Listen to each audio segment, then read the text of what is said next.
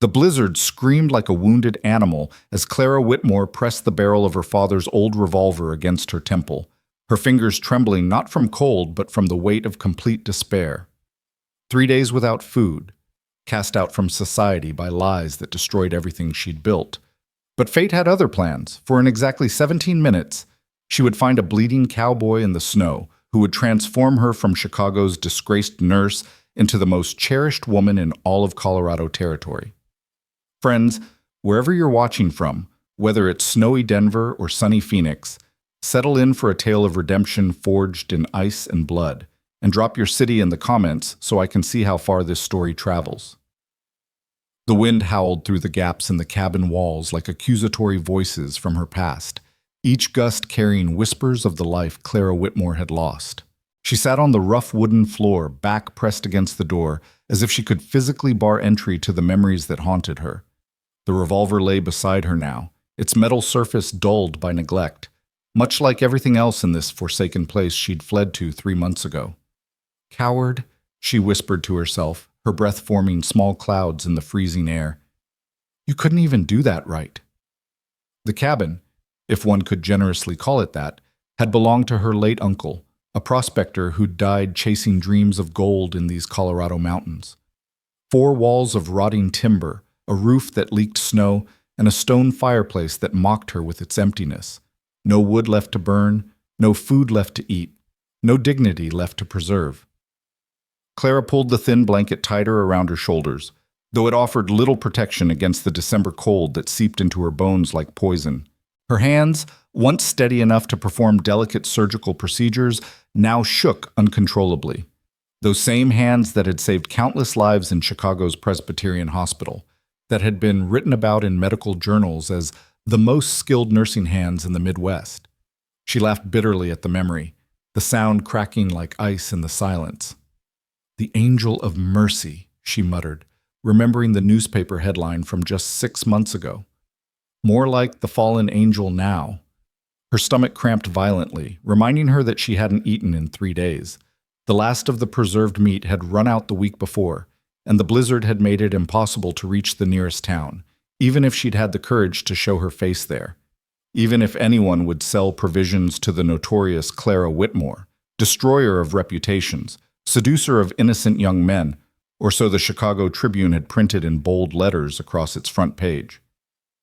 The Hartley family had seen to that. One of Chicago's wealthiest dynasties, with enough money to buy truth and bury it 6 feet under lies. Clara closed her eyes, but that only made the memories more vivid. Young Thomas Hartley, barely 19, heir to a shipping fortune, had been brought to the hospital after a riding accident. Severe internal bleeding, the doctors said. Likely wouldn't survive the night, but Clara had refused to accept that prognosis. For 48 hours straight, she'd remained at his bedside, monitoring his vitals, adjusting medications, applying new techniques she'd learned from European medical journals. "You saved my life," Thomas had whispered when he finally opened his eyes, his hand weakly grasping hers. "You're an angel." She should have pulled her hand away, should have maintained professional distance, but she'd been exhausted, emotional from the marathon effort to keep him alive, and when he'd looked at her with those grateful green eyes, she'd simply smiled and squeezed his hand back. That single moment of human connection had destroyed everything. Thomas had developed an infatuation. No, an obsession. He'd sent flowers daily, waited outside the hospital after her shifts, wrote passionate letters declaring his love. Clara had rebuffed him gently but firmly, explaining that she was 32 to his 19, that she was his nurse, that such a relationship would be inappropriate on every level. But Thomas Hartley had never been told no in his entire privileged life. "If you won't have me," he'd said that final night, cornering her in the hospital's supply room, "then I'll make sure no one will have you. Ever." She'd laughed at first, thinking it was an idle threat from a spoiled boy. She'd underestimated the viciousness that wealth could buy. Within a week, the rumors started.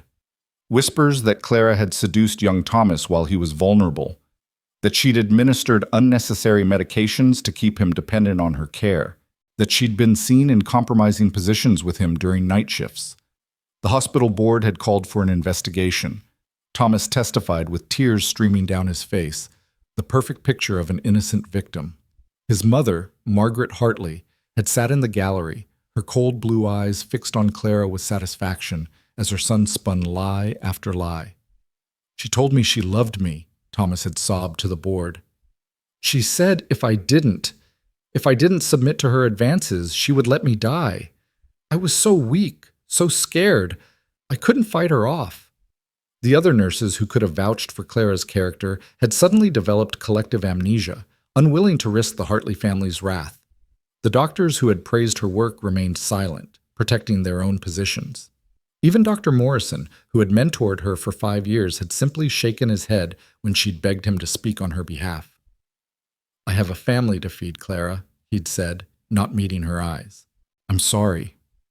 The board's decision had been swift and merciless. Immediate termination, nursing license revoked, a formal statement to the press that Presbyterian Hospital would not tolerate such egregious violations of patient trust. The newspapers had feasted on the scandal like vultures on carrion. Disgraced nurse flees city in shame. The angels fall. How Clara Whitmore betrayed sacred trust. Hartley Eyre speaks out. She destroyed my innocence. Within days, Clara had become the most hated woman in Chicago. Her boarding house landlady had thrown her belongings into the street. Shop owners had refused to serve her. Someone had thrown a brick through her window with a note attached, "Leave or burn witch." So she'd left. Taken what little money she had saved, bought a train ticket to Denver, and then made her way into the mountains to this cabin she'd remembered from a childhood visit to her uncle. She'd thought she could disappear here, wait for the scandal to blow over, maybe start fresh in California or Oregon, but money ran out faster than shame. Clara opened her eyes and stared at the revolver again. Her father's gun, one of the few things she'd grabbed in her flight from Chicago. He'd taught her to shoot when she was 12, out on their small farm in Iowa before he died of consumption. "A woman needs to be able to protect herself, Clara Bear," he'd said, his weathered hands guiding hers on the grip. "The world ain't always kind to those who can't fight back." "I'm sorry, Papa," she whispered to the empty cabin. "I couldn't fight them. They were too strong, too rich, too cruel." The wind picked up outside, rattling the door on its hinges. Clara could hear the snow hitting the walls like tiny fists. The storm had been raging for 2 days now, burying the mountain paths, cutting her off from any possibility of escape, even if she'd wanted to try. Her stomach cramped again, more violently this time, and she doubled over with a groan. Hunger had moved past pain into something else, a hollow aching that consumed thought itself. She'd tried eating pine needles yesterday, boiling them into a bitter tea, but that had only made her vomit up what little liquid was in her stomach. "This is what you wanted, isn't it, Thomas?" she said to the darkness. "To see me broken, destroyed, reduced to nothing."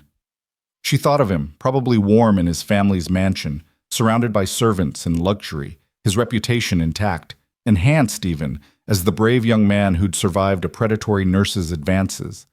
He'd probably found some appropriate society girl to court by now, someone with the right breeding and connections, someone who would never dare refuse him anything.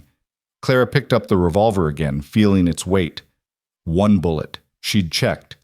Her uncle had apparently not been much for maintaining his weapons. 1 bullet to end the hunger, the cold, the shame that clung to her like a second skin. She raised it slowly, her hand steadier now, with purpose. "Clara Whitmore," she said formally, as if pronouncing judgment, "you stand accused of the crime of existing inconveniently, of refusing to bend to the will of those who consider themselves your betters, of having the audacity to excel in a profession where women are meant to be silent servants. How do you plead?" "Guilty," she whispered, and almost laughed at the absurdity of it all. The metal was cold against her temple. Her finger found the trigger. "Father, forgive me," she breathed, though she wasn't sure if she meant her earthly father or the heavenly one she'd stopped believing in the day the hospital board had pronounced her guilty of crimes she'd never committed. The wind suddenly died, creating a moment of perfect silence. In that stillness, Clara heard something, a sound that didn't belong to the storm or the cabin. A horse's whinny, desperate and afraid. She lowered the gun, listening. There it was again, closer this time, followed by what sounded like a crash? Something heavy falling into snow.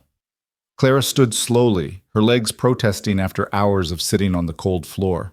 She moved to the small window, wiping away the frost with her sleeve to peer out into the swirling white. At first, she saw nothing but the storm. Then, a shadow, no, two shadows. A horse, riderless, its reins dragging in the snow, and behind it, a dark shape that might have been a fallen log if it hadn't moved, one arm reaching up weakly before collapsing back. No, Clara said firmly to herself, not your problem. Let the storm take him, whoever he is. But even as she said it, she was already reaching for her uncle's old coat, thick but full of holes. Her hands moved automatically, the nurse in her overriding every other instinct. Someone was hurt, possibly dying, in the snow not 30 feet from her door. She hesitated at the threshold. What if this was a trick? What if someone had finally tracked her down, seeking some perverted form of frontier justice? The figure in the snow moved again, and this time she heard a groan carried on the wind. A man's voice, deep and full of pain. "Damn it!" Clara muttered, shoving the revolver into her coat pocket and pushing open the door. The wind hit her like a physical blow, driving ice crystals into her face. She squinted against it, pulling the coat tighter as she waded into the knee-deep snow. The horse saw her coming and whinnied again, dancing nervously but not fleeing. "Easy, boy," she called, though her voice was immediately swallowed by the storm. "Easy now." As she got closer, details emerged from the white chaos. A large man, face down in the snow, wearing what looked like a long duster coat. Dark stains in the snow around him that could only be blood. A lot of blood. Clara dropped to her knees beside him, her nurse's training taking over completely. She rolled him over with effort. He was broad-shouldered and solid, and gasped at what she saw. Even through the snow and blood, she could see he was handsome in that rough-hewn way of men who lived by the land. Strong jaw darkened with several days of stubble, weathered skin that spoke of years under the sun, dark hair now matted with snow and what looked like more blood. But it was the wound that demanded her attention, a bullet hole in his left shoulder, still seeping red into his torn shirt. "Sir?" she said, patting his face. "Can you hear me?" His eyes fluttered open, brown as autumn earth, and fixed on her with surprising intensity. "Angel," he mumbled, his voice rough as gravel. "Finally come. To take me home." "Not an angel," Clara said briskly, already assessing the wound. "Though you're going to wish I was when I start working on that shoulder. We need to get you inside." "Can't move. Too tired. Just let me sleep." "Absolutely not." Clara grabbed his face with both hands, forcing him to focus on her. "You listen to me, cowboy. I don't know who you are or who shot you, but you didn't ride through this storm just to die in my dooryard. You're going to stand up, and you're going to walk, because I cannot carry you. Understand?" Something flickered in his eyes. Surprise, maybe? Or amusement? "Bossy angel," he muttered. "The bossiest. Now, on 3. 1, 2. She hauled on his good arm, and with a roar of pain he managed to get to his feet. He swayed dangerously, and Clara quickly ducked under his arm, taking as much of his weight as she could. He was even bigger standing, at least 6 feet, all lean muscle and range toughness. "That's it," she encouraged, starting the torturous journey to the cabin. "One step at a time." "Horse," he gasped. "Caesar, Chichimitu." "The horse can take care of himself for now," Clara said, though she made a mental note about the animal. If this man survived, he'd need that horse. If he didn't, well, harsh as it was, the horse might solve her food problem. She immediately felt sick at the thought. When had she become this desperate, calculating creature? They barely made it through the door before the man's legs gave out completely. He collapsed just inside, pulling Clara down with him. She managed to kick the door shut against the storm before extracting herself from beneath his weight. "Still with me, cowboy?" she asked, checking his pulse. Rapid but strong. "Name's Elias," he managed. "Elias McGraw." "Well, Mr. McGraw, I'm Clara, and I'm about to save your life. Though I should warn you, I don't have any medical supplies, any clean bandages, or any anesthetic. This is going to hurt like hell." He actually smiled at that, blood on his teeth. "Lady, I've been riding 2 days with this bullet in me. running from 3 men who want to finish the job. Payne and I are old friends. 3 men? Clara felt her blood chill. Are they following you? Lost them? Maybe. Storm. He coughed, specks of blood hitting his lips. Covered my tracks. Maybe. Wonderful. As if her situation wasn't dire enough, now she had a wounded cowboy who might have led killers straight to her door. But looking at him lying there, blood pooling beneath him, she couldn't bring herself to care about what might come. Right now, there was only the wound and the man and the skills she'd thought she'd never use again. Right then, she said, pulling off her coat. Let's see what we're dealing with. She carefully peeled away his duster, then the vest beneath, and finally his shirt, having to cut it with her uncle's old hunting knife, where the blood had dried it to his skin. The wound was worse than she'd thought. The bullet was still lodged in his shoulder, probably against the bone from the angle. Infection was already setting in. She could see the angry red streaks beginning to spread from the wound. Bad? Elias asked, trying to look. I've seen worse, Clara lied. She had seen worse, but those patients had been in a hospital with proper tools and medicines. The bullet needs to come out. Do it. Mr. McGraw. Elias, I need you to understand. I have nothing for the pain except... She remembered the half bottle of whiskey her uncle had left, stored somewhere in the back. Whiskey. Maybe, if I can find it, better than nothing. Clara stood and searched frantically through the cabin's meager supplies. There, pushed behind some rusted tools, a bottle of rot-gut whiskey, maybe a third full. She also found some relatively clean cloth that might have once been curtains, and a pair of pliers that would have to do for forceps.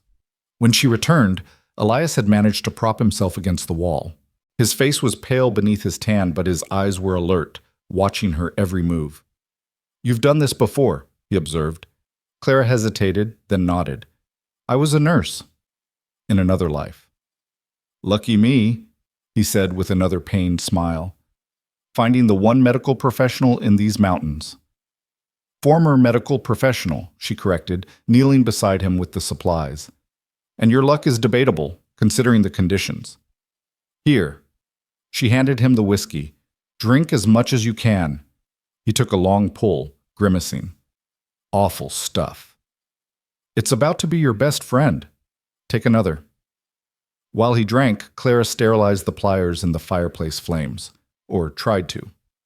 Without proper wood, she had to use broken furniture, creating more smoke than heat. Still, it was better than nothing. This is going to hurt, she warned, returning with the heated pliers. Ma'am, I appreciate the warning, but... He screamed as she poured whiskey directly into the wound, his body convulsing. Sorry, Clara said, though she wasn't really. Speed was more important than gentleness now. She could see he was fading fast. She probed the wound with her fingers first, feeling for the bullet. There, lodged against the scapula, just as she'd suspected. At least it hadn't shattered the bone. Bite on this, she said, folding a piece of leather from his own belt. He took it without question, his eyes never leaving her face. Clara took a breath, steadied her hands, surprised to find they weren't shaking anymore, and went to work. The next few minutes were a blur of blood and muffled screams. The bullet was stubborn, wedged tight against bone, and she had to dig deeper than she'd wanted. Elias's body went rigid with pain, his good hand clawing at the floor, but he didn't pull away, didn't try to stop her. Finally, with a wet sound that made her stomach turn, the bullet came free. She held it up, a mangled piece of lead that had no business being inside a human body. Got it, she breathed, immediately pressing cloth against the wound to stem the fresh bleeding. Elias spat out the leather, his face gray and covered in sweat. You did it, he whispered, wonder in his voice. The easy part's done, Clara corrected, maintaining pressure on the wound. Now we have to keep infection from killing you, and I have no medicine, no proper bandages, no... You have you, Elias interrupted, his hand suddenly covering hers on his shoulder. That's enough. The contact startled her. It had been months since anyone had touched her with anything approaching kindness. She pulled her hand away, busying herself with tearing the cloth into strips for bandages. Tell me about the men following you, she said, needing to focus on something practical. Why do they want you dead? Elias leaned his head back against the wall, exhaustion clear in every line of his body. Land dispute. I owned, still own. Damn it, a ranch about 40 miles south, the Triple Bar. Good land, good water. Samuel Morrison wants it. Clara's hand stilled. Morrison? Know him? No, She shook her head. It was a common enough name, no relation to Dr. Morrison from Chicago. The world wasn't that small. Go on. He made an offer. I refused. He made threats. I refused those too. So he sent 3 men to make a more permanent argument. And you ran? His eyes flashed with something, pride, anger, determination. I fought. Killed one of them, wounded another, but 3 against 1, and they got lucky with that shot. I rode hard for the mountains, hoping to lose them in the storm. And led them straight to me, Clara said, not unkindly. I'm sorry. I didn't know anyone was up here. This cabin looked abandoned from the outside. It might as well be. She finished wrapping his shoulder, tying off the bandage. There. That's the best I can do with what I have. It's perfect, Elias said, then laughed weakly, though I might be delirious from blood loss. You need rest, and food, though I can't help you there, and water. She stood to get snow to melt, then swayed as her own lack of food made itself known. Whoa there, Elias said, trying to reach for her with his good arm. When's the last time you ate? That's not your concern. The hell it isn't. You just saved my life. When? Clara turned away. 3 days, maybe 4. I've lost count. Silence stretched between them, broken only by the wind still howling outside. My saddlebags, Elias said finally. On Caesar. There's jerky, hardtack, some coffee. Not much, but I'm not going back out in that storm. Then we both starve. Or freeze from the looks of this place. No offense to your accommodation. Clara wanted to argue, but he was right. Without food, without proper firewood, they'd both be dead within days. Maybe sooner for him, given his injury. Fine, she said, pulling her coat back on. But if your horses run off, he won't have. Caesar's too smart for that. He'll have found shelter close by. Clara pushed back out into the storm, following the horses' tracks before they were completely filled by fresh snow.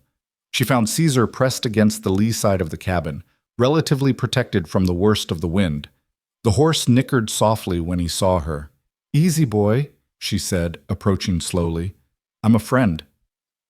Or trying to be. The saddlebags were there, frozen stiff but intact. She grabbed them, along with the bedroll tied behind the saddle, and noticed something else, a rifle in a scabbard. After a moment's hesitation, she took that too. Good horse, she told Caesar, patting his neck. There's a lean-to around back. Not much, but better than this. As if understanding, the horse followed her to the dilapidated shelter her uncle had once used for his mule. It wasn't much, but it would keep the worst of the storm off. Back inside, she found Elias had managed to drag himself closer to the fireplace. He was trying to break up a chair one-handed to feed the dying flames. Let me, Clara said, taking the chair from him. She smashed it against the stone hearth with a violence that surprised them both, then fed the pieces to the fire. Remind me not to make you angry, Elias said with a weak smile. Too late for that. You already bled all over my floor. She opened the saddlebags and nearly cried at what she found. Jerky, as promised, at least 2 pounds of it. Hardtack biscuits, a small bag of coffee, and, blessed miracle, a handful of dried apples. You travel well provisioned, she said, already tearing into a piece of jerky. Never know when you might need to run for your life, Elias replied, watching her eat with an expression she couldn't read. Slow down there, or you'll make yourself sick. He was right. Her stomach, empty for so long, cramped at the sudden influx of food. She forced herself to chew slowly, to take small bites. Here, she said, offering him some. You need to keep your strength up. Ladies first, all of it. Don't be ridiculous. You've lost enough blood to fill a bucket. Eat. They compromised, sharing the meal in companionable silence while the storm raged outside. The fire, fed by chair parts and pieces of a broken shelf, actually began to warm the small space. "So," Elias said after a while, "a nurse who lives alone in an abandoned cabin in the mountains. There's a story there. No story worth telling." "I doubt that." Clara looked at him, this stranger who'd literally fallen into her life at its lowest moment. "Why do you care?" "Because," he said simply, "you saved my life." "That makes you the most interesting person I've ever met. You must not meet many people." "I meet plenty: ranch hands, cattle buyers, saloon girls, town merchants. None of them would have done what you did. Dragging a stranger in from a storm, digging a bullet out with pliers and rot-gut whiskey. You're something special, Clara." He waited, but she didn't offer her last name. "Just Clara," she said firmly. "All right, just Clara. Tell me something, anything. How does a nurse end up here?" She considered lying, spinning some tale of adventure or romance.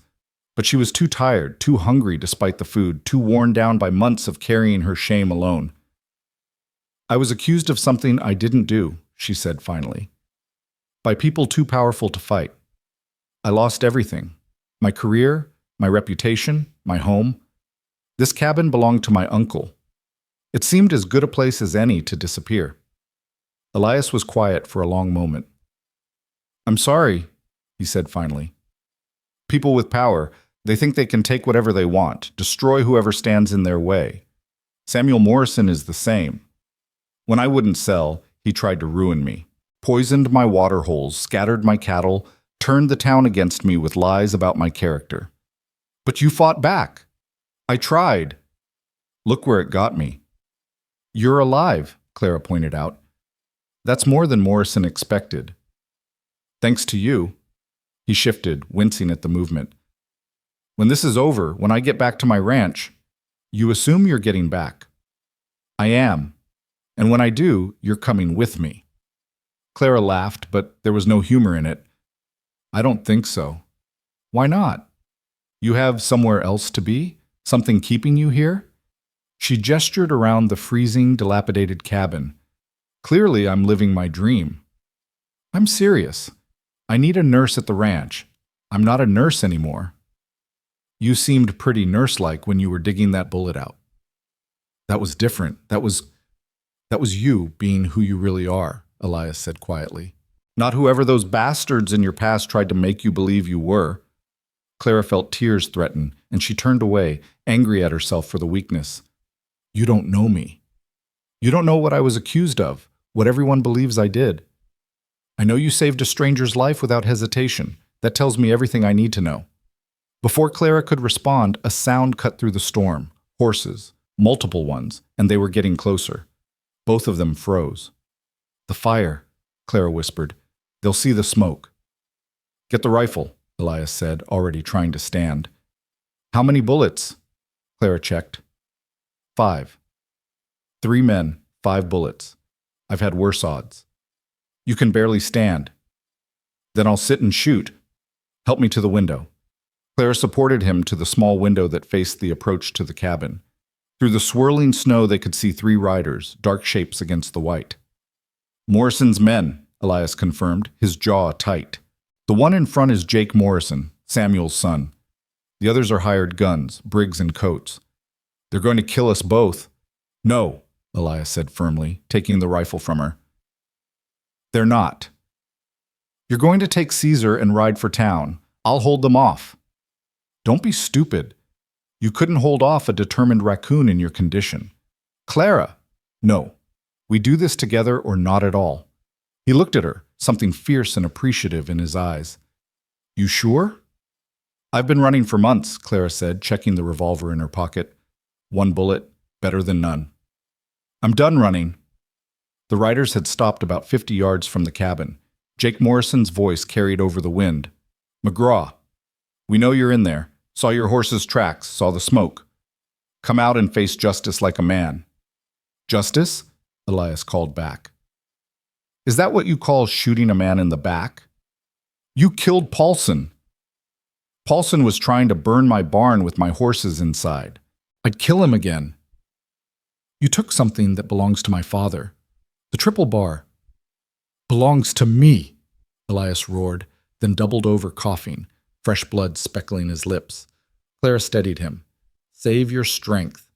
Last chance, McGraw, Jake called. Come out, or we burn you out. Let them try, Clara said grimly. Everything's too wet to burn properly. They'll have to come in. You've done this before, Elias asked, surprised. My father taught me to shoot. And to think tactically. They can't all come through the door at once. The window's too small. They'll have to... The window exploded in a shower of glass and splinters. Clara threw herself over Elias, protecting him from the debris as more shots followed, thudding into the walls. So much for negotiation, Elias gasped. Can you make it to the corner? Clara asked, indicating a spot that would give them cover and a view of the door. I'll draw their fire. Clara, no. But she was already moving, staying low, grabbing the poker from the fireplace. At the shattered window, she swung the poker at the remaining glass, clearing it out while dodging return fire. She caught a glimpse of the men dismounting, taking cover behind their horses. Cowards, she yelled. 3 men against 1 wounded man and a woman. Your mothers must be so proud. There's a woman in there? One of the men, Briggs, she thought, called out. None of your business, Jake Morrison snapped. She's probably some whore he picked up. The slur ignited something in Clara, a rage that had been building for months. All the accusations, all the lies, all the judgment from people who knew nothing about her. The only whores here, she shouted, are the ones who sell their guns to the highest bidder. At least a working girl provides an honest service. Elias, despite his pain, actually laughed. Remind me really not to make you angry? The front door suddenly shook under a heavy impact. They were trying to break it down. Get ready, Clara said, positioning herself with a clear view of the door while Elias covered the window. The door shook again. The old wood, already damaged by weather and neglect, began to splinter. Clara, Elias said suddenly, urgently, whatever happens... Save it for after, she interrupted. Tell me when we're not about to die. The door burst open and Briggs charged in, gun raised. Clara didn't hesitate. Her single bullet took him center mass. He looked surprised as he fell, as if he couldn't believe a woman had shot him. But now her gun was empty, and Coates was right behind Briggs, leaping over the falling body with his gun aimed at her. The rifle boomed from Elias's corner. Coates spun and fell, clutching his shoulder. That's 2, Elias said grimly, working the rifle's lever with difficulty. But Jake Morrison was smarter than his hired guns. He didn't charge in. Instead, he called from outside. Seems you found yourself a wildcat, McGraw. Too bad she's going to die for your sins. My sins? Elias tried to stand, and Clara had to push him back down. You want to talk about sins, Morrison? Let's talk about your father poisoning my water, killing 30 head of cattle. Let's talk about the offer that was 1/10 of what my land is worth. Business is business. Murder isn't business. Clara heard movement outside. Jake was circling around, probably heading for the broken window. She grabbed Coates' gun from where he lay moaning on the floor, checked the cylinder. 3 bullets. He's coming around the side, she whispered to Elias. I know, be ready. They waited, tense, as the storm howled through the broken door and window. Clara could hear her own heartbeat, loud as thunder. This was it. 3 bullets between them, 1 man outside who wanted them dead. Jake's face appeared at the window, gun first. Elias fired, but his injury threw off his aim. The shot went wide, and Jake ducked back. Getting sloppy, McGraw, Jake taunted. That shoulder must hurt something fierce. Why don't you let the lady go? This isn't her fight. Like hell, Clara called back. Ma'am, you don't understand. This man is a killer. He murdered one of our riders in cold blood. After you ambushed him and shot him in the back. Is that what he told you? Jake laughed. McGraw's good at spinning tales. Did he tell you about the family in Kansas? The homestead he burned? The woman and child who... Liar! Elias roared, and before Clara could stop him, he was lurching toward the window. Jake was ready. His gun came up, aimed straight at Elias's heart. Clara didn't think. She just moved, throwing herself between them as Jake fired. The bullet caught her in the side, spinning her around. She heard Elias scream her name, heard another gunshot. The rifle, finding its mark this time. Jake Morrison made a gurgling sound and fell away from the window. Clara found herself on the floor, looking up at the damaged roof. Snow was drifting in through the holes, each flake perfect and unique, catching the firelight like tiny stars. "Clara!" Elias was there, his good hand pressing against her side. "No, no, no! Stay with me." "Did you get him?" she asked, surprised at how calm she sounded. "He's dead. But that doesn't matter. You're going to be fine. You hear me? You're going to be fine." She could see the panic in his eyes, the desperation. It was oddly touching. "Now who's lying? So," she said with a weak smile. "I can feel it, Elias. It's bad." "No. You saved me, now I save you. That's how this works. Life doesn't work that way. It does now. It has to." He was tearing at his shirt one-handed, trying to make bandages. "You can't die. I won't let you." "Bossy cowboy," she murmured, echoing his earlier words. "The bossiest." His voice cracked. "Please, Clara. Please don't leave me." She wanted to comfort him, but the cold was spreading from her wound, a different cold than the winter air. Still, she managed to raise her hand to his face, feeling the rough stubble, the wetness on his cheeks that might have been tears or melted snow. "Not going anywhere," she managed. "Too stubborn." "That's right. You're too stubborn, too strong, too damn important." "Don't even know my last name." "Don't care. You're Clara who saves strangers in storms. Clara who stands and fights when she could run. Clara who—" He pressed harder on the wound, and she gasped at the pain. Sorry, but I have to stop the bleeding." Through her darkening vision, she saw Coates trying to crawl toward the door. Elias saw him too, and without hesitation put a bullet in his back. "That's all of them," he said, turning back to her. "We're safe now. We won, Clara. We won." "Good," she whispered. "Tired now. No sleeping. You stay awake, you hear me? We're going to get through this. I'm going to take you to my ranch. You're going to help me rebuild. We're going to—" "Clara? Clara!" But the darkness was so inviting, and she was so very tired. The last thing she heard was Elias McGraw, tough cowboy who'd fought off 3 killers, begging her not to go, his voice breaking like a young boy's. Then there was nothing but peaceful, painless black. Clara floated in a strange space between living and dying, aware of sensation but unable to respond to it. She could hear Elias's voice, sometimes clear, sometimes muffled as if coming from underwater. His words blended together into a desperate litany that pulled at something deep in her chest, something that wanted to answer but couldn't find the strength. "Don't you dare give up on me now," he was saying, his voice rough with emotion she hadn't thought a man like him capable of expressing. "You hear me, Clara? You saved my life, and I'll be damned if I let you throw yours away for it." She felt pressure on her side, hot and sharp, and realized he was trying to stop the bleeding with his bare hands. The irony wasn't lost on her even in this hazy state. Here she was, the trained nurse, being tended by a cowboy who probably knew more about patching up horses than humans. Yet his touch was surprisingly gentle, careful even in its urgency. Time became elastic, stretching and compressing without logic. One moment she was aware of being lifted, Elias's good arm somehow managing to support her weight despite his own injury. The next, she was lying on something softer than the floor. His bedroll, she realized dimly, spread near the dying fire.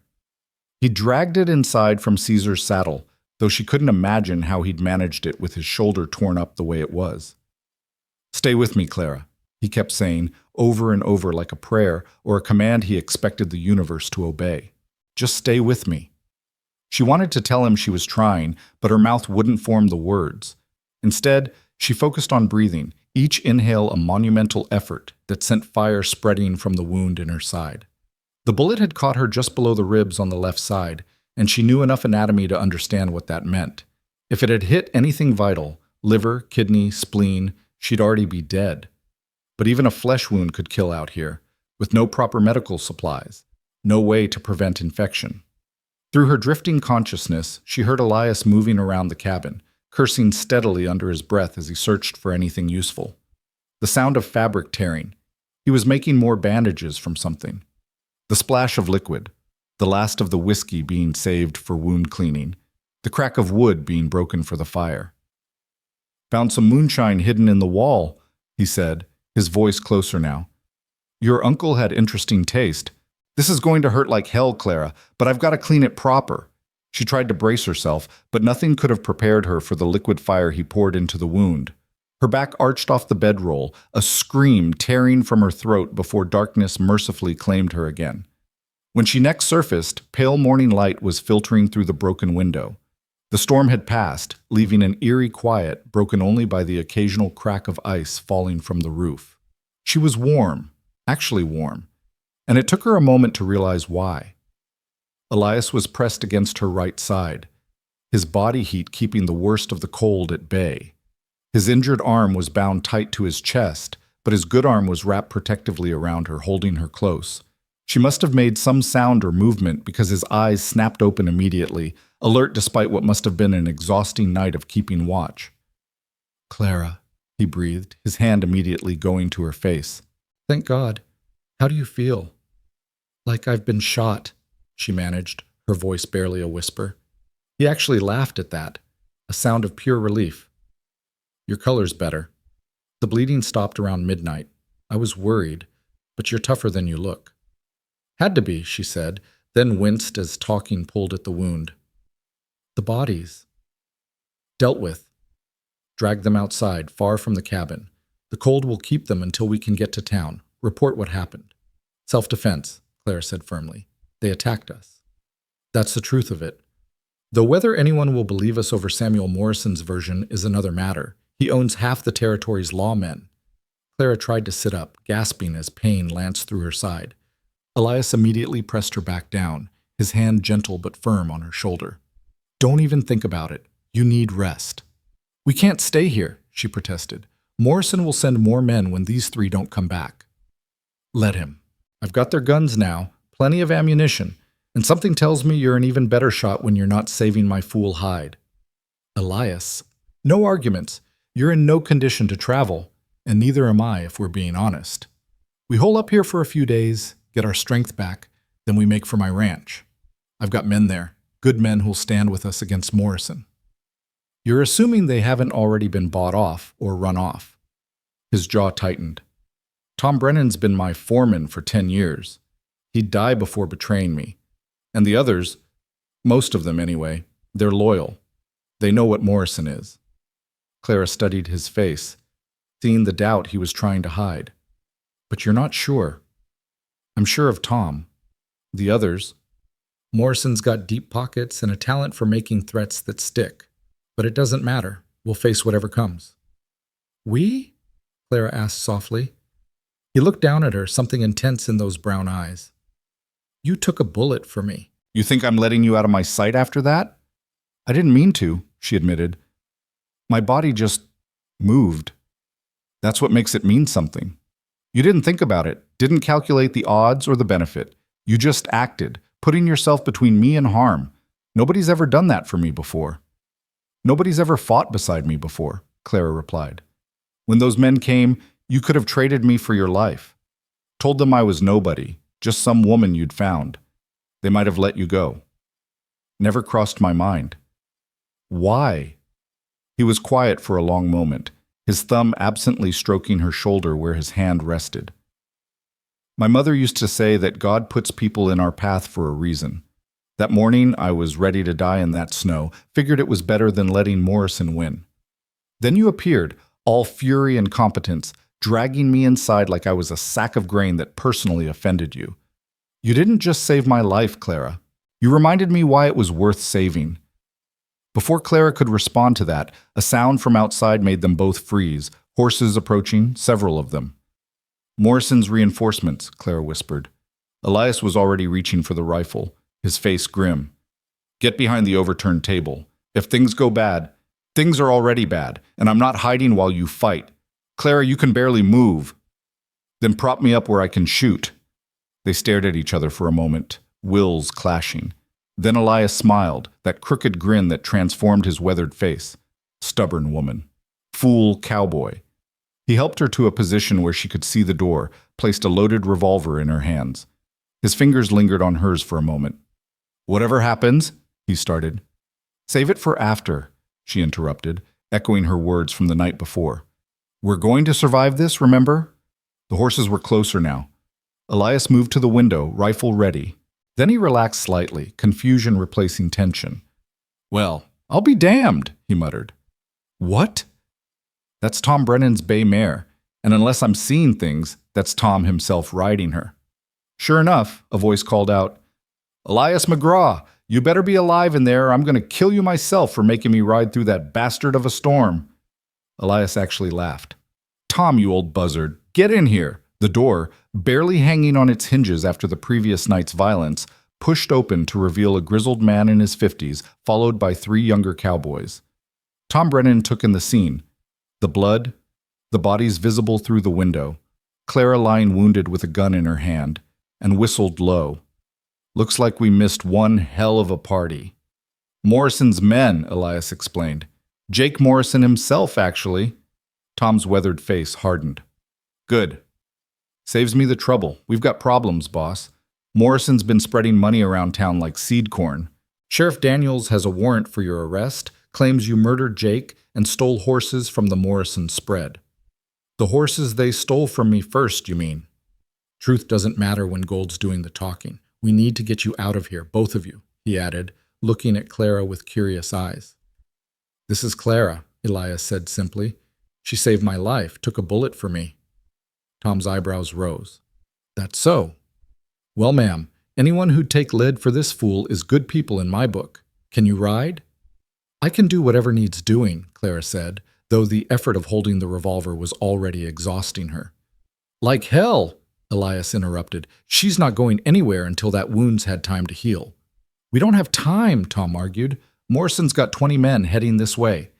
We ran into their scouts about 5 miles back, managed to avoid them, but they'll find this place soon enough. Then we make a stand." 5 of us against 20? "Boss, I know you're tough, but you ain't that tough. And meaning no disrespect to the lady, but she doesn't look like she could fight off a determined chicken right now." Clara wanted to argue, but he was right. The room was starting to spin just from sitting up. "There's another option," one of the younger cowboys spoke up.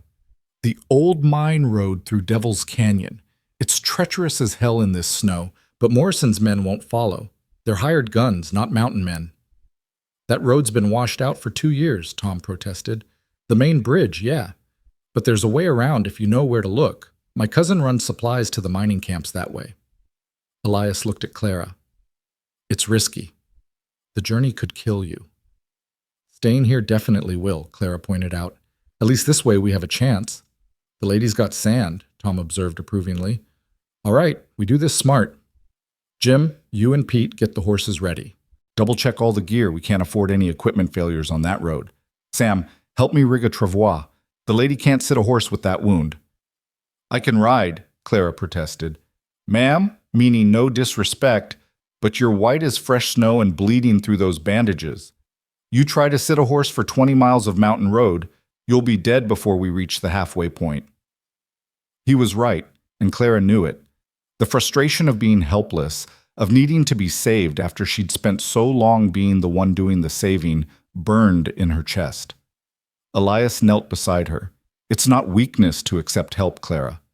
God knows you've earned it."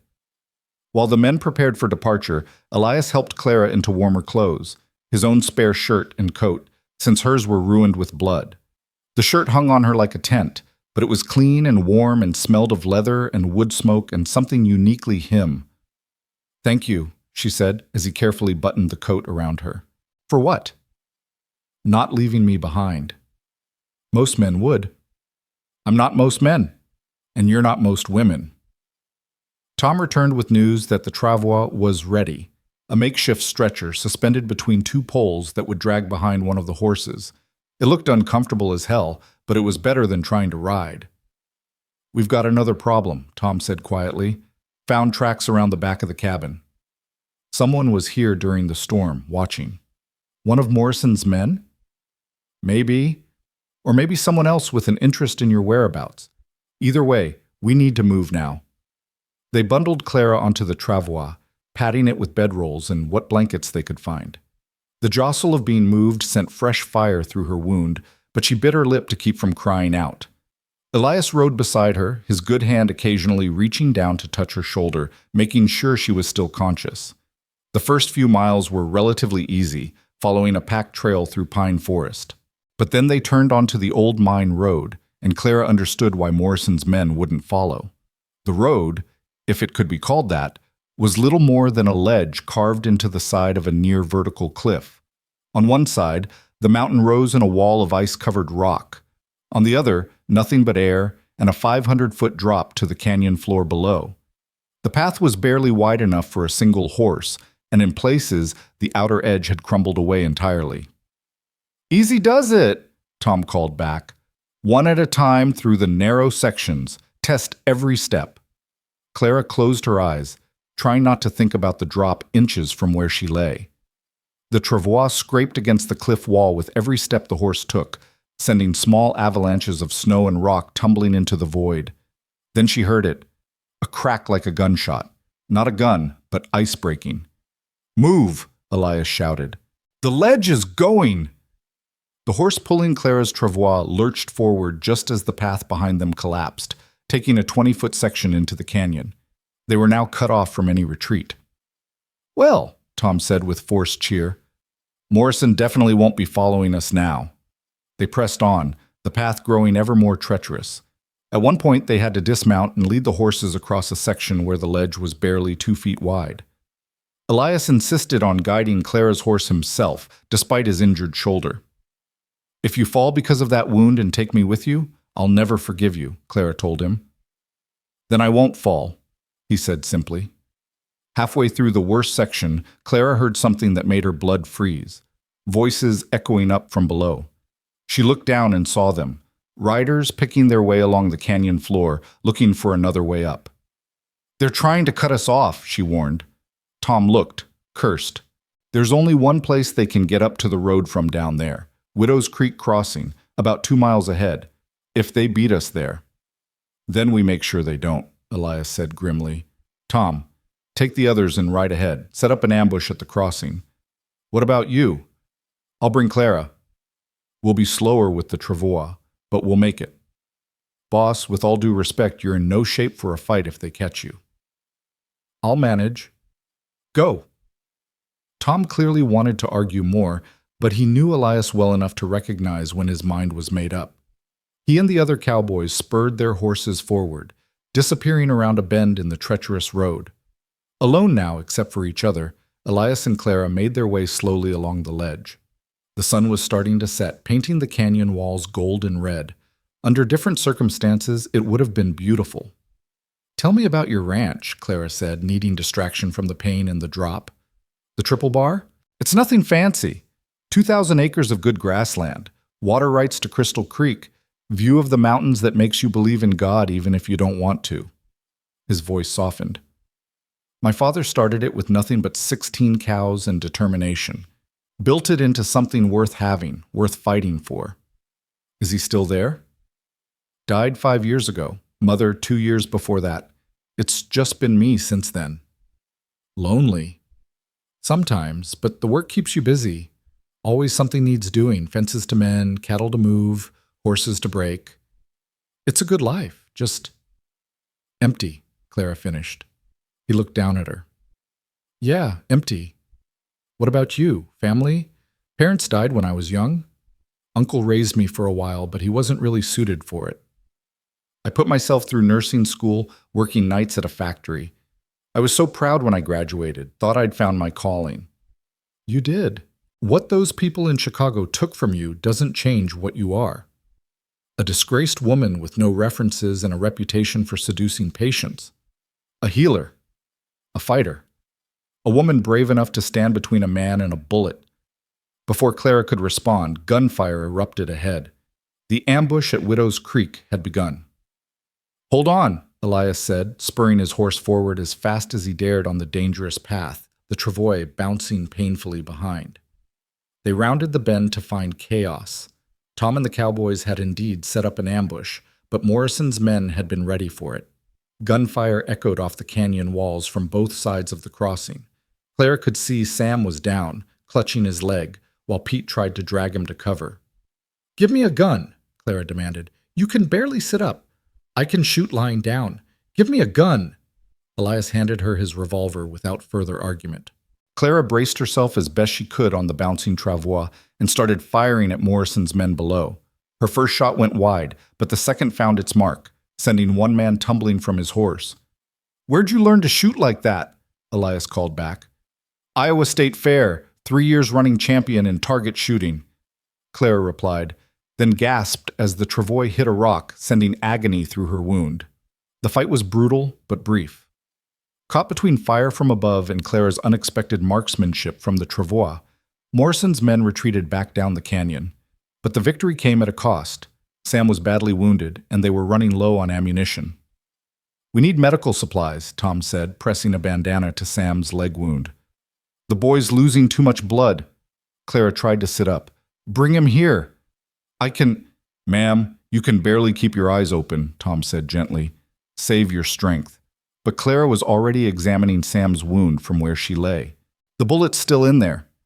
It needs to come out, or he'll lose the leg. In my uncle's cabin, there was a medical kit hidden under the floorboards near the fireplace. Old, but better than nothing." "We can't go back," Pete said. "The ledge collapsed, remember?" "There's another way," the quiet cowboy Jim spoke up. "Higher trail, comes down behind the cabin. It'll add 5 miles and it's dangerous in the dark, but—" "I'll go," Elias said immediately. "Boss, your shoulder." "My shoulder's fine. Clara talked me through rewrapping it. I can ride." Clara grabbed his hand. "It's too dangerous." "Morrison's men might still be there." "Then I'll be careful." He squeezed her fingers. "I'm coming back, Clara. Count on it." He leaned down, and for a moment, Clara thought he might kiss her. Instead, he pressed his forehead to hers, a gesture somehow more intimate than a kiss would have been. "Don't die while I'm gone," he whispered. "Same to you," she whispered back. Then he was gone, spurring his horse up a barely visible trail that switch-backed up the cliff face. Clara watched until he disappeared into the gathering darkness, her heart clenching with fear she didn't want to examine too closely. "He'll be all right," Tom said, sitting beside the travois. "Elias McGraw's too stubborn to die." "How long have you known him?" "Since he was 18, full of piss and vinegar, and determined to prove himself to his father. I was the first hand old Jack McGraw hired who wasn't family. Watched that boy grow into a man worth following." "Morrison wants the ranch that badly," Tom spat. "Morrison wants everything. Can't stand that someone said no to him. The Triple Bar's got the best water in 50 miles, controls access to the mountain pastures. With it, Morrison controls the whole territory's cattle business. And without it? Without it, he's just another rich bastard with more ambition than sense." They made a rough camp there at the crossing, not daring to go further in the dark with wounded to tend. Clara directed Pete in cleaning and binding Sam's wound as best they could without proper supplies, fighting to stay conscious herself. The bullet in her side felt like a hot coal, sending waves of fire with every breath. Hours passed. No sign of Elias. "He should be back by now," Clara said, unable to hide her worry. "The upper trail's tricky in daylight," Tom said. "At night, he's probably just being careful." But Clara could see the concern in his eyes, too. What if Morrison's men had been waiting? What if his horse had slipped on the icy trail? What if— The sound of hoofbeats cut through her spiraling fears, but it was coming from the wrong direction, from ahead, not behind. "Riders coming!" Pete called, grabbing his rifle. They prepared for another fight, what few bullets they had left chambered and ready. Clara forced herself to sit up despite the agony, revolver steady in her hand. But the riders who emerged from the darkness weren't Morrison's men. It was a group of cowboys Clara didn't recognize, led by a woman with steel gray hair and eyes like chips of flint. "Tom Brennan," the woman called. "Heard you boys were having some trouble with Samuel Morrison." "Mrs. Patterson," Tom said with clear relief. "What brings you out here?" "Your boss sent word before this all started, asked us to keep an eye out. The smaller ranchers have had enough of Morrison's bullying. We're here to help, if you'll have us." "How many?" 15 riders, all armed, all ready to fight. Morrison thinks he owns this territory, but he's about to learn different. Clara felt relief wash over her. They had allies. They had a chance. "There's more, Mrs." Patterson said, dismounting and approaching the travois. You must be Clara. Elias's message mentioned you might need medical attention. You know Elias? Honey, everyone knows Elias McGraw. Good man, terrible poker player. I brought my daughter. She's trained as a nurse, studied in Denver. A younger woman dismounted, carrying a medical bag. Real supplies. Real help. Clara could have cried. Let's see what we're dealing with, the daughter said, kneeling beside the travois with professional efficiency. As she worked, cleaning and properly dressing Clara's wound, more riders appeared. Elias, finally, leading not just his own horse but a pack horse loaded with supplies from the cabin. Sorry I'm late, he said, sliding from the saddle and immediately coming to Clara's side. Had company at the cabin. 3 of Morrison's men looking for bodies. They won't be reporting back.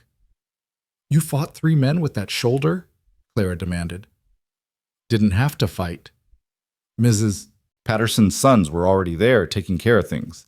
Seems the whole territory's tired of Morrison's games. Mrs. Patterson smiled grimly. Samuel Morrison's about to learn what happens when you push too hard for too long. We've got 30 riders converging on his ranch as we speak.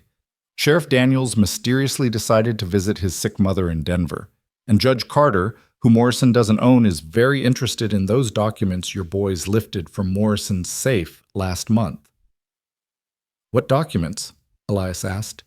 Tom grinned. Did I forget to mention that? While Morrison was busy trying to kill you, Jim here snuck into his house and grabbed everything that looked important, including records of bribes, hired killings, and a very interesting letter about poisoning water supplies. Enough to bury him, Mrs. Patterson confirmed. But first, we need to get you folks somewhere safe to heal up. My ranch is closest, and I've got a real doctor waiting. They moved through the night, a convoy now instead of a desperate flight. Clara drifted in and out of consciousness, aware of Elias riding beside her, his hand often reaching down to check on her. At some point, she felt the travois stop moving, heard voices discussing something urgently. What's wrong, Gut? She managed to ask. Nothing's wrong, Elias said, but she could hear the lie in his voice. The nurse, Mrs. Patterson's daughter, whose name Clara had missed, was more honest. You're burning up with fever. We need to get you inside soon, or... She didn't finish, but Clara understood. Infection. The killer that claimed more lives than bullets in the frontier. How far? Clara asked. 2 miles, Mrs. Patterson said. Hold on just a little longer. Those 2 miles felt like 100. Clara was burning and freezing at the same time, her body shaking with chills that sent agony through her wound. She was dimly aware of Elias dismounting, of him walking beside the travois with his good hand holding hers. Stay with me, he kept saying. We're almost there. You're going to be fine. Clara wanted to answer, wanted to tell him she was trying, but the fever had stolen her voice. The world narrowed to the pain and his hand and the struggle to keep breathing. Then, blessed relief, walls around her, a real bed beneath her. The nurse's competent hands working to clean and treat the wound properly. She heard snatches of conversation. The bullet did more damage than we thought. She's lost too much blood. Get the laudanum, she's in agony. Then Elias's voice cutting through everything else. She's going to make it. She has to. Clara forced her eyes open, found him leaning over her, his face haggard with exhaustion and worry. Told you, she whispered. Too stubborn. He actually laughed, though it sounded more like a sob. That's my girl. His girl. Through the fever and pain, those words lodged themselves in Clara's heart. When had she become his girl? When had this desperate alliance become something more? Elias, she started, but he pressed a finger to her lips. Rest now. We'll talk when you're better. Promise? I promise. I'm not going anywhere, Clara. Not ever. The laudanum was taking effect, pulling her down into painless darkness. The last thing she saw was Elias settling into a chair beside her bed, his hand still holding hers, standing guard against whatever might come. For the first time in months, Clara felt safe, protected, valued. Not as the angel of mercy or the disgraced nurse, but simply as Clara, a woman who'd found her match in a wounded cowboy who'd stumbled into her life in a blizzard. The fever dreams that followed were vivid and strange. She was back in Chicago, but the hospital board was made up of Morrison's men, all pointing guns at her. She was in the cabin, but it was burning, and Thomas Hartley stood in the flames, laughing. She was falling from the cliff road, but Elias caught her, pulled her against him, whispered words she couldn't quite hear but desperately needed to understand. When the fever finally broke 3 days later, she opened her eyes to find Elias exactly where he'd promised to be, in that chair beside her bed, though he was asleep now, his head resting on the mattress near her hand. His shoulder was properly bandaged, she noted with professional approval, and some of the exhaustion had left his face. She moved her fingers slightly, running them through his dark hair. He stirred, then jerked awake, immediately focusing on her. "Clara? You're awake? How do you feel? Do you need water? Food? The doctor?" "Elias," she said softly, and he stopped his frantic questions. "I'm okay." "You almost weren't. You almost—" He stopped, swallowed hard. "I thought I was going to lose you. But you didn't." "No," he agreed, taking her hand in both of his. "I didn't." The morning sun streamed through the window, painting golden squares across the quilt that covered Clara. She watched Elias's face as he held her hand, seeing new lines around his eyes that hadn't been there before, evidence of the vigil he'd kept while she fought the fever. "How long?" she asked. 3 days. Longest 3 days of my life." He squeezed her fingers gently. "The doctor said the infection well, it doesn't matter now. You're here." "What about Morrison?" A satisfied smile crossed Elias's face. "In jail, awaiting trial." "Those documents Tom mentioned? They were enough to get federal marshals involved. Turns out the government doesn't take kindly to territorial cattle barons who think they're above the law. And his men? Scattered like roaches when the light comes on. Most are probably halfway to Mexico by now." Clara tried to sit up, wincing as the movement pulled at her wound. Elias was immediately there, adjusting pillows, supporting her carefully. "Easy now. The doctor says you need at least another week of rest before you can even think about getting up." "A week?" "Elias, I can't impose on Mrs. Patterson for a week." "You're not imposing. In fact, she's already planning your welcome party for when you're well enough. The whole territory wants to meet the woman who stood up to Morrison's guns." Clara felt heat rise to her cheeks. "I didn't do it alone." "No," Elias agreed softly. "We did it together." The way he said it, the weight he gave the words, made Clara's heart skip. There was something he wanted to say, she could see it in his eyes, but before he could speak, the door opened and Mrs. Patterson herself swept in, followed by her daughter Sarah. "Well now, look who's finally decided to rejoin the living," Mrs. Patterson said with a warm smile. "How are you feeling, dear?" "Like I've been trampled by a herd of cattle," Clara admitted. "That's to be expected. You gave us quite a scare." She turned to Elias with mock severity. "And you, Mr. McGraw, need to eat something and get some proper sleep. You can't heal that shoulder while you're wearing yourself to nothing." "I'm fine." That wasn't a request. "Sarah, take Mr. McGraw to the kitchen and make sure he eats everything Cook puts in front of him. I need to speak with Miss Clara." Elias clearly wanted to protest, but something in Mrs. Patterson's tone brooked no argument. He squeezed Clara's hand once more before reluctantly following Sarah out. Once they were alone, Mrs. Patterson settled into the chair Elias had vacated, studying Clara with those sharp eyes. "So," she said, "you're the woman who's finally caught Elias McGraw's attention." "I don't know what you mean. Dear, that man hasn't left your side for more than 5 minutes in 3 days. He threatened to shoot the doctor when he suggested Elias needed to rest his shoulder. He's been like a man possessed, determined to will you back to health through sheer stubbornness." Clara didn't know what to say to that. Mrs. Patterson leaned forward. "I've known Elias since his parents died. Watched him pour everything into that ranch, building walls around himself higher than any fence. But when he looks at you, those walls just crumble away." "Mrs. Patterson, I'm not trying to meddle."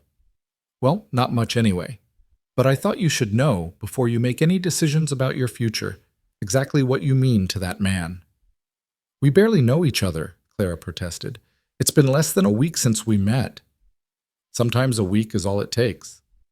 Sometimes it takes even less. Mrs. Patterson's expression softened. I met my late husband when he was bleeding out from a Comanche arrow. I was 16, he was 19, and my father said I was crazy to marry a man I'd known for all of 10 days. We had 37 wonderful years together before the Lord called him home. She stood, smoothing her skirts. I'm not saying you need to marry the man. I'm just saying, don't dismiss what's between you because it happened fast. The best things in life usually do. After she left, Clara lay back against the pillows, her mind churning. Everything had happened so fast. A week ago, she'd been ready to die, alone and forgotten in that frozen cabin. Now she was recovering in a warm bed, surrounded by people who seemed to genuinely care about her welfare, with a man who looked at her like she was something precious. It was too much. Too good to be true. In Clara's experience, when life offered you something wonderful, it was usually preparing to snatch it away. The door opened again, but this time it was Sarah, carrying a tray of food. Mr. McGraw insisted I bring you something to eat, she said with a knowing smile. He's very particular about your care. Gave me a whole list of instructions. Despite herself, Clara smiled. That sounds like him. Sarah set the tray down and helped Clara sit up properly. He's a good man, you know. One of the few truly decent ones in the territory. You sound like you know him well. He helped my family when we first came out here. My husband had died on the trail, left me with 2 small children and no money. Elias gave my brother a job, helped us get settled, never asked for anything in return.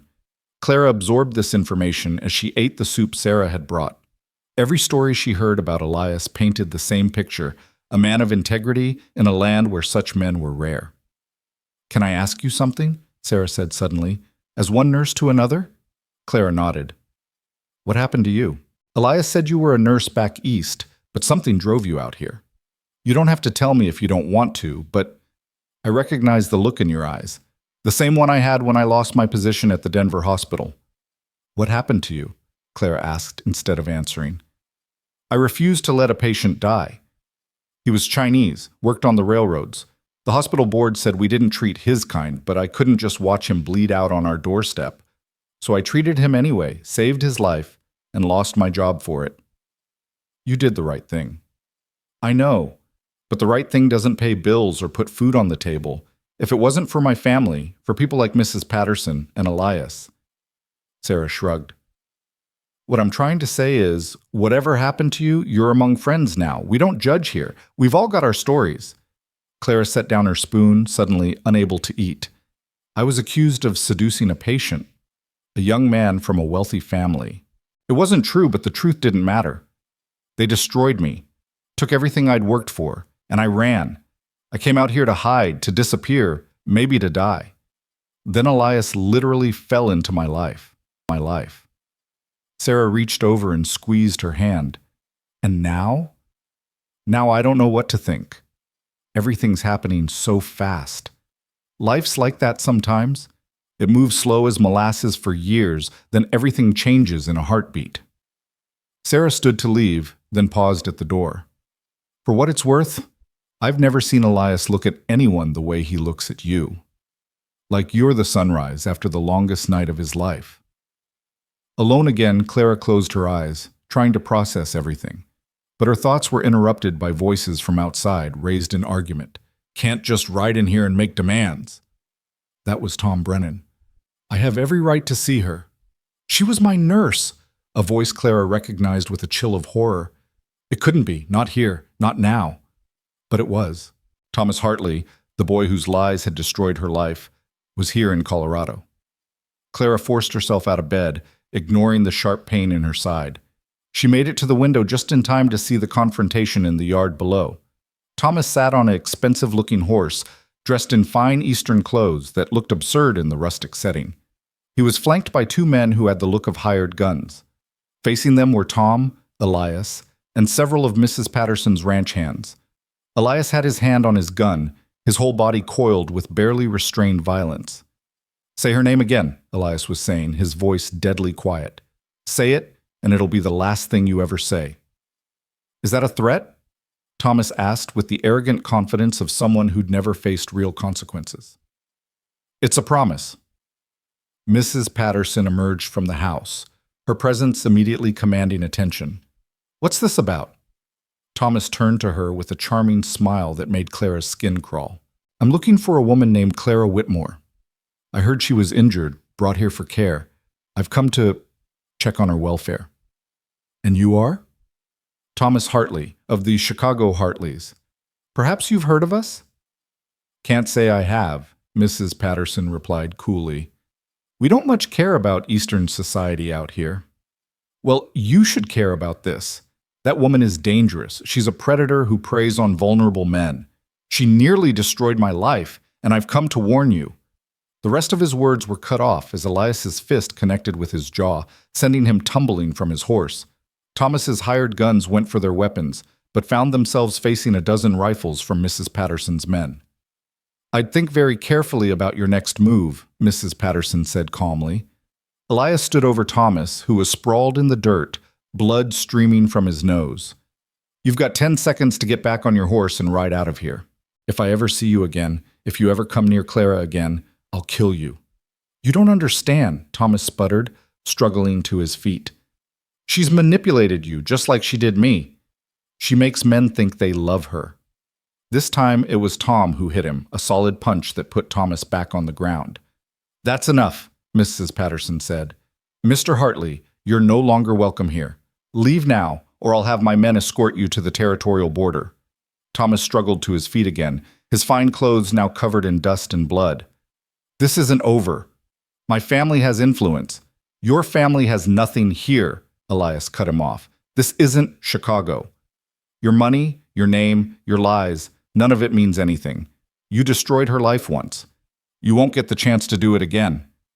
Clara couldn't watch anymore. She stumbled back to the bed, her wound screaming in protest. How had he found her? Why couldn't he just leave her alone? Minutes later, she heard footsteps on the stairs. Then Elias burst through the door, his face tight with concern. Clara, you're up. You shouldn't be. He stopped, seeing her expression. You heard. How did he find me? Elias sat on the edge of the bed, his hand finding hers. Morrison, apparently. Before his arrest, he sent telegrams to various Eastern newspapers, trying to dig up dirt on anyone who opposed him. Hartley saw your name, put pieces together, and came running. He won't give up, Clara said, feeling the walls closing in again. His family, they have money, influence. They'll make trouble for you, for Mrs. Patterson, for everyone who's helped me. Let them try. Elias's voice was firm. This isn't their world. They have no power here. You don't understand what they're capable of. And they don't understand what I'm capable of. He cupped her face in his hands, forcing her to meet his eyes. Clara, I need you to hear this. Really, hear it. I don't give a damn what that boy says or what his family threatens. You're under my protection now. Mine and everyone else's in this territory who's sick of rich bastards thinking they own the world. Elias? Well, no, let me finish. I know we haven't known each other long. I know this is all happening fast. But Clara, when I was lying in that snow dying, I'd made my peace with it. Then you appeared, all fierce determination and competence, and you didn't just save my body. You saved my soul. You reminded me that there are still people worth fighting for, causes worth believing in. His thumb stroked her cheek, and Clara realized she was crying. Don't let him chase you away, Elias continued. Don't let him win. Stay, fight, let me stand beside you. You don't know what you're asking, Clara whispered. The scandal. There's no scandal. There's just a spoiled boy who couldn't handle rejection and a woman strong enough to survive his lies. He leaned his forehead against hers. Stay, Clara. Please. Before she could answer, there was a commotion outside, horses approaching fast. Elias was immediately at the window, his hand on his gun. What is it? Clara asked. Sheriff's posse, but Daniels is supposed to be in Denver. He trailed off as the lead rider became visible. That's not Daniels. That's Federal Marshal Wade. They watched as the marshal and his men surrounded Thomas Hartley, who was still in the yard, apparently arguing with Tom about something. Thomas Hartley, the marshal's voice carried clearly. You're under arrest." "What?" Thomas's voice cracked. "On what charges?" "Fraud, embezzlement, and conspiracy to commit murder." Clara gasped. Elias grinned. "What did you do?" she asked. "Nothing. But I may have asked Mrs. Patterson to have her contacts in Chicago do some digging into the Hartley family businesses. Turns out young Thomas has been skimming from the family fortune to pay for his adventures. And that's not even the interesting part." "What's the interesting part?" "Remember those 3 men who were watching the cabin? The ones I encountered when I went back for medical supplies? They weren't Morrison's men after all. They were hired by Thomas, sent to make sure you were really dead." Clara felt the blood drain from her face. "He tried to have me killed." "Apparently, he couldn't stand the thought of you being alive somewhere, free, possibly happy. So he hired men to track you down and finish what the scandal started." They watched as Thomas was hauled onto a horse, his hands bound, his protests falling on deaf ears. The investigators found the telegraph receipts, the money transfers, even a letter in his own hand ordering your death, Elias continued. "He's going to prison for a very long time." Clara sank back against the pillows, overwhelmed. It was over. Really, truly over. Thomas Hartley couldn't hurt her anymore. "Hey," Elias said softly, sitting back down beside her. "You all right?" "I don't know," she admitted. "For so long, I've defined myself by what he did to me. The disgraced nurse, the fallen woman, the victim of his lies. If that's over, who am I now?" "You're Clara," he said simply. "The woman who saves strangers in storms. The woman who stands and fights when she could run. The woman who—" He paused, took a breath. "The woman I love." The words hung in the air between them, powerful and terrifying and wonderful. "Elias, I know it's too soon. I know you need time to heal, to figure out what you want. I'm not asking for anything except the chance to prove myself to you. Let me court you properly, the way a woman like you deserves." "A woman like me?" Clara laughed shakily. "You mean a woman with no money, no family, no reputation?" "I mean a woman with courage, skill, and the biggest heart I've ever seen." "None of that other stuff matters. It matters to the world, not to my world, and my world is the only one I care about." He stood to leave, then paused at the door. "Think about it, Clara. Take all the time you need. I'll be here when you decide." After he left, Clara lay in the quiet room, her mind spinning. Everything she'd believed about her future had just been turned upside down. Thomas was going to prison. She was free of his shadow. And Elias McGraw, a man she'd known for less than a week, but who felt like she'd known forever, had just declared his love. Sarah came in later with dinner and medicine, took one look at Clara's face, and sat down. "What happened?" "You look like you've seen a ghost." Clara told her everything. Thomas's arrival, his arrest, Elias's declaration. Sarah listened without interrupting, then smiled. "And the problem is—" "The problem. Sarah, everything's happening too fast. A week ago, I was ready to die. Now I'm supposed to believe in happiness, in love, in a future?" "Yes," Sarah said simply. "That's exactly what you're supposed to believe in. Clara, life doesn't often give us second chances. When it does, we'd be fools not to take them. But what if it all falls apart? What if it doesn't? What if it's everything you never dared hope for?" That night, Clara barely slept. She kept replaying Elias's words, seeing the look in his eyes when he'd said he loved her. It was nothing like Thomas's possessive obsession. This was something deeper, truer, based not on some fantasy, but on who she really was.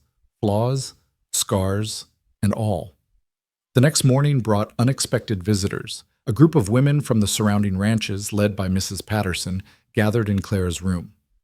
"We've come to make you a proposition," Mrs. Patterson announced. "The territory needs a proper doctor. We've been making do with traveling physicians and folk remedies, but with the population growing, we need someone permanent." "I'm a nurse, not a doctor," Clara pointed out. "You've got more medical training than anyone else in 100 miles, one of the other women said, "and we've all heard how you saved Elias and young Sam. That's good enough for us." "We've already raised the money for a clinic," Mrs. Patterson added, "and a house for you to live in. All we need is someone to run it." Clara was speechless. They were offering her not just a job, but a life, a purpose, a place in their community. I need to think about it, she managed. Of course, but don't think too long. We're eager to get started. After they left, Clara made her way carefully downstairs, her wound still painful but healing. She found Elias in the kitchen, struggling to cut meat one-handed with his injured shoulder. Here, she said, taking the knife from him. Let me. They worked together in comfortable silence, preparing a simple meal. It felt domestic, natural, like something they'd done 100 times before. The women came to see me, Clara said finally. About the clinic? Good. It was my idea, but I knew they'd have better luck convincing you than I would. Your idea? He shrugged, then winced as it pulled his shoulder. The territory needs a doctor. You need a purpose. Seemed like a good match. And it has nothing to do with keeping me here? Everything has to do with keeping you here, he admitted. But even if you decide you don't want me, the offer stands. This place needs you, Clara. And you? What do you need? He set down his fork, looked at her directly. You, just you, but I'll take whatever you're willing to give, even if it's just friendship. Clara studied his face, this man who'd crashed into her life and changed everything. She thought about the empty years ahead without him, and suddenly the choice didn't seem difficult at all. I don't want just friendship, she said quietly. Hope flared in his eyes. What do you want? Time. To heal, to build that clinic, to learn who I am when I'm not running. But, she took a breath. I want you there while I figure it out. If you're willing to wait. Clara, I'd wait forever if that's what it took. I won't make you wait forever. Just a little while. Until I'm sure this is real and not just gratitude or the intensity of what we've been through. It's real, Elias said firmly, but I understand needing to be sure. Take all the time you need. Over the next week, as Clara recovered, she watched Elias. She saw how he was with his men, firm but fair, commanding respect through actions rather than words. She saw how he was with the other ranchers, honest, helpful, never trying to take advantage despite his own struggles. She saw how he was with her, attentive without being overbearing, affectionate without pushing boundaries, always there when she needed him but giving her space to breathe. Thomas's arrest made headlines even out here in the territories. The mighty Hartley family brought low by their son's crimes. Several Chicago newspapers ran retractions of their stories about Clara, though she noticed they were much smaller than the original accusations had been. Does it help? Elias asked one evening, finding her reading one of the papers. Seeing them admit they were wrong? Not really, Clara admitted. The damage is done. But at least I know the truth is out there now. The people who matter know the truth. That's what counts. As her wound healed, Clara began helping with the medical needs of the ranch. A cowboy with a broken finger, a cook with a burned hand, Sarah's children with colds. Each patient reminded her why she'd become a nurse in the first place, not for glory or recognition, but to help, to heal, to make a difference. You're good at this, Sarah observed, watching Clara teach one of the younger ranch hands how to properly clean and bandage a wound. You belong here. And slowly, Clara began to believe it. She belonged here, in this rough, beautiful country where her past didn't define her, where she could build something new. One evening, as the sun set behind the mountains, painting the sky in shades of pink and gold, Clara found Elias on the porch, watching the horizon. It's beautiful, she said, settling beside him on the bench. It is. Even better with company. They sat in comfortable silence for a while. Then Clara spoke. I've made my decision. About the clinic, Elias tensed beside her. And I'm staying. I'm going to run it. He exhaled slowly, relief evident in every line of his body. That's wonderful. The territory needs... I've also made another decision, Clara interrupted. About us. He went very still. I've spent the last week watching you, thinking about everything that's happened. And I've realized something. I've been so afraid of being hurt again that I almost missed what's right in front of me. Clara, let me finish. You asked for time to court me properly, and I want that, but not because I need to be convinced, because I want to do this right. I want to build something real with you, something that lasts. Elias turned to face her fully, his eyes bright with emotion. Are you saying I'm saying yes. To the courtship, to the possibility of a future, to... She took a breath. To falling in love with you. Because I think I'm already halfway there. He reached for her hand, brought it to his lips. Only halfway. Maybe a little more than halfway, she admitted with a smile. Good.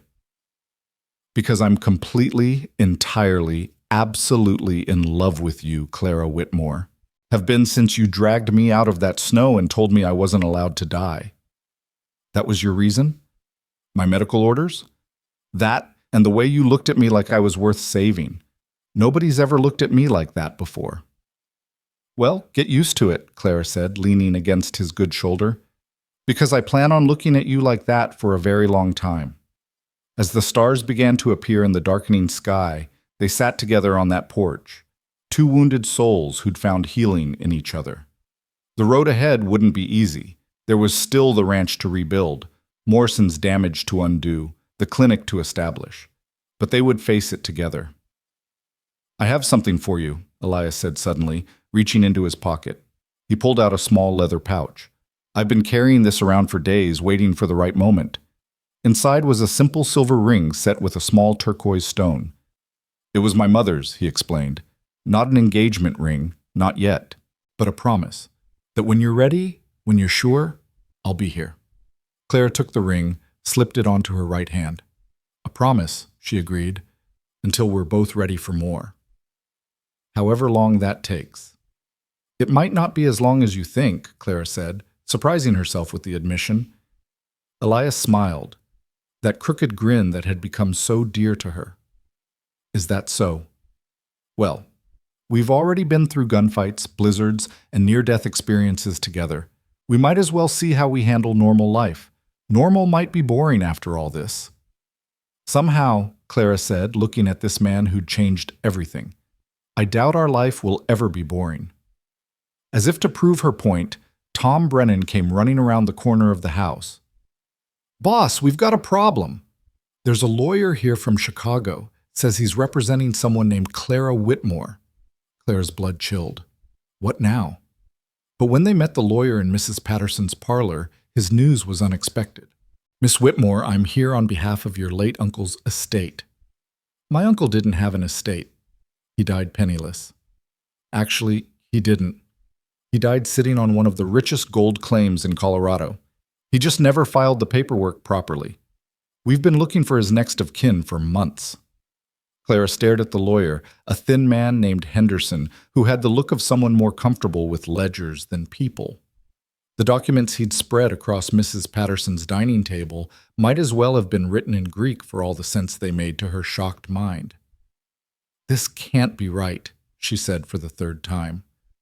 Uncle Jeremiah barely had 2 coins to rub together. He died chasing an impossible dream. Actually, Miss Whitmore, he died having found it. Henderson adjusted his spectacles. The claim he filed, incorrectly, I might add, sits on what we now know to be one of the richest veins in the territory. A mining company has already made an offer of $50,000 for the rights. Elias whistled low. That's enough to buy half of Colorado. Or to build the finest medical clinic in the territories, Mrs. Patterson added with a knowing smile. Clara's hands trembled as she picked up one of the documents. Why didn't he ever... How could he not know? From what we can piece together, your uncle found the gold just days before his death. He tried to file the claim but made errors in the paperwork. It's taken us months to sort through the legal maze and establish proper ownership. As his only living relative, it all comes to you. The irony was staggering. She'd nearly starved to death in a cabin sitting on top of a fortune. She'd been ready to put a bullet in her head while gold lay beneath her feet. I need some air, Clara said suddenly, standing. Elias rose with her, but she waved him back. Just give me a minute. She stepped onto the porch, gulping in the cool evening air. The same stars that had witnessed her desperation now looked down on her impossible fortune. Life, it seemed, had a twisted sense of humor. She heard the door open behind her, knew without looking it was Elias. You all right? I don't know, she admitted. A month ago, I had nothing, less than nothing. Now I have more money than I know what to do with. That's not entirely true. You have exactly enough money to do what you want with your life. Build that clinic. Help people. Make a difference. She turned to look at him. Is that what you do? I'm not you. But Clara, this doesn't change anything between us if that's what you're worried about. Doesn't it? You're courting a woman who just became one of the wealthiest people in the territory. I'm courting a woman who saved my life, Elias corrected. The money doesn't matter. People will talk. They'll say you're after my fortune. Let them. We know the truth. Clara studied his face, saw nothing but sincerity. You really don't care about the money. The only thing I care about is whether it makes you happy. Does it? She considered the question. It makes me feel free. For the first time in my life, I can do exactly what I want without worrying about money or depending on anyone else's approval. And what do you want? To build that clinic, to help people, to... She paused, then met his eyes. To build a life here. With you, if you'll still have me. If I'll still... Clara, nothing could change how I feel about you. Rich or poor, I love you. Henderson appeared in the doorway, clearing his throat apologetically. Miss Whitmore, I hate to interrupt, but there's one more matter. Your uncle left a letter. It was with his papers. He handed her a yellowed envelope with her name written in Jeremiah's shaky hand. Clara opened it with trembling fingers. My dear Clara, she read aloud, if you're reading this, then I'm dead, and you've probably discovered what a fool your old uncle was. I found it, girl. The gold I spent my whole life chasing. And you know what I realized? It doesn't mean a damn thing without family to share it with. You were always the daughter I never had, the one bright spot in a wasted life. I know I wasn't much of an uncle, too caught up in my own dreams to be there when you needed me. But maybe this makes up for it a little. Use it well, Clara. Be happy. That's all this old fool wants for you. Don't make my mistakes. Don't wait until it's too late to realize what really matters. With love, Jeremiah. Tears rolled down Clara's cheeks as she finished reading. Elias's arm came around her shoulders, solid and comforting. He loved you, he said simply. I barely knew him. He was always off chasing another claim, another dream. But he remembered you in the end. That has to count for something. Henderson cleared his throat again. There's a considerable amount of paperwork to complete, Miss Whitmore, and decisions to be made about the sale of the claim. Tomorrow, Elias said firmly. Miss Whitmore has had enough shocks for one day. Henderson looked like he wanted to protest, but something in Elias's tone made him simply nod and gather his papers. Of course. I'll be staying at the hotel in town. We can meet whenever you're ready. After he left, Mrs. Patterson appeared with a bottle of her late husband's best whiskey. This calls for a celebration. They gathered in the parlor, Clara, Elias, Tom, Sarah, Mrs. Patterson, and several of the ranch hands who'd become friends over the past week. The whiskey was smooth and warm, and Clara found herself relaxing for the first time since Henderson's arrival. To Uncle Jeremiah, she raised her glass. May he finally rest in peace knowing his dream came true. To Clara, Elias countered, who's about to make all our dreams come true with that clinic. To second chances, Mrs. Patterson added, her knowing eyes moving between Clara and Elias. They drank, and the warmth that spread through Clara had little to do with the alcohol. Later, as the others drifted off to bed, Clara and Elias sat alone by the dying fire. She'd kicked off her shoes, curling her feet under her on the sofa, feeling more at peace than she had in years. I want to use the money to rebuild your ranch, too, she said suddenly. Elias stiffened. Absolutely not. Why not? Morrison destroyed so much, and I'll rebuild it with my own hands and my own money. Clara, I won't be a kept man. That's not what I'm suggesting, isn't it? He turned to face her. You pay to fix my ranch. Then what? I owe you? Our whole relationship becomes about your money? Clara felt anger flare. You're being prideful and stupid. Maybe, but a man has to stand on his own feet. Even if it means losing everything, I won't lose everything. The land is still mine. Tom and the boys are already working on repairs. It'll take time, but time during which you could be helping me with the clinic, being part of the community rebuilding, instead of struggling alone because you're too proud to accept help. They glared at each other, the first real fight they'd had. Finally, Elias sighed. I can't take your money, Clara. Please understand that. Then don't take it. Earn it. He frowned. What do you mean? I'll need someone to manage the business side of the clinic.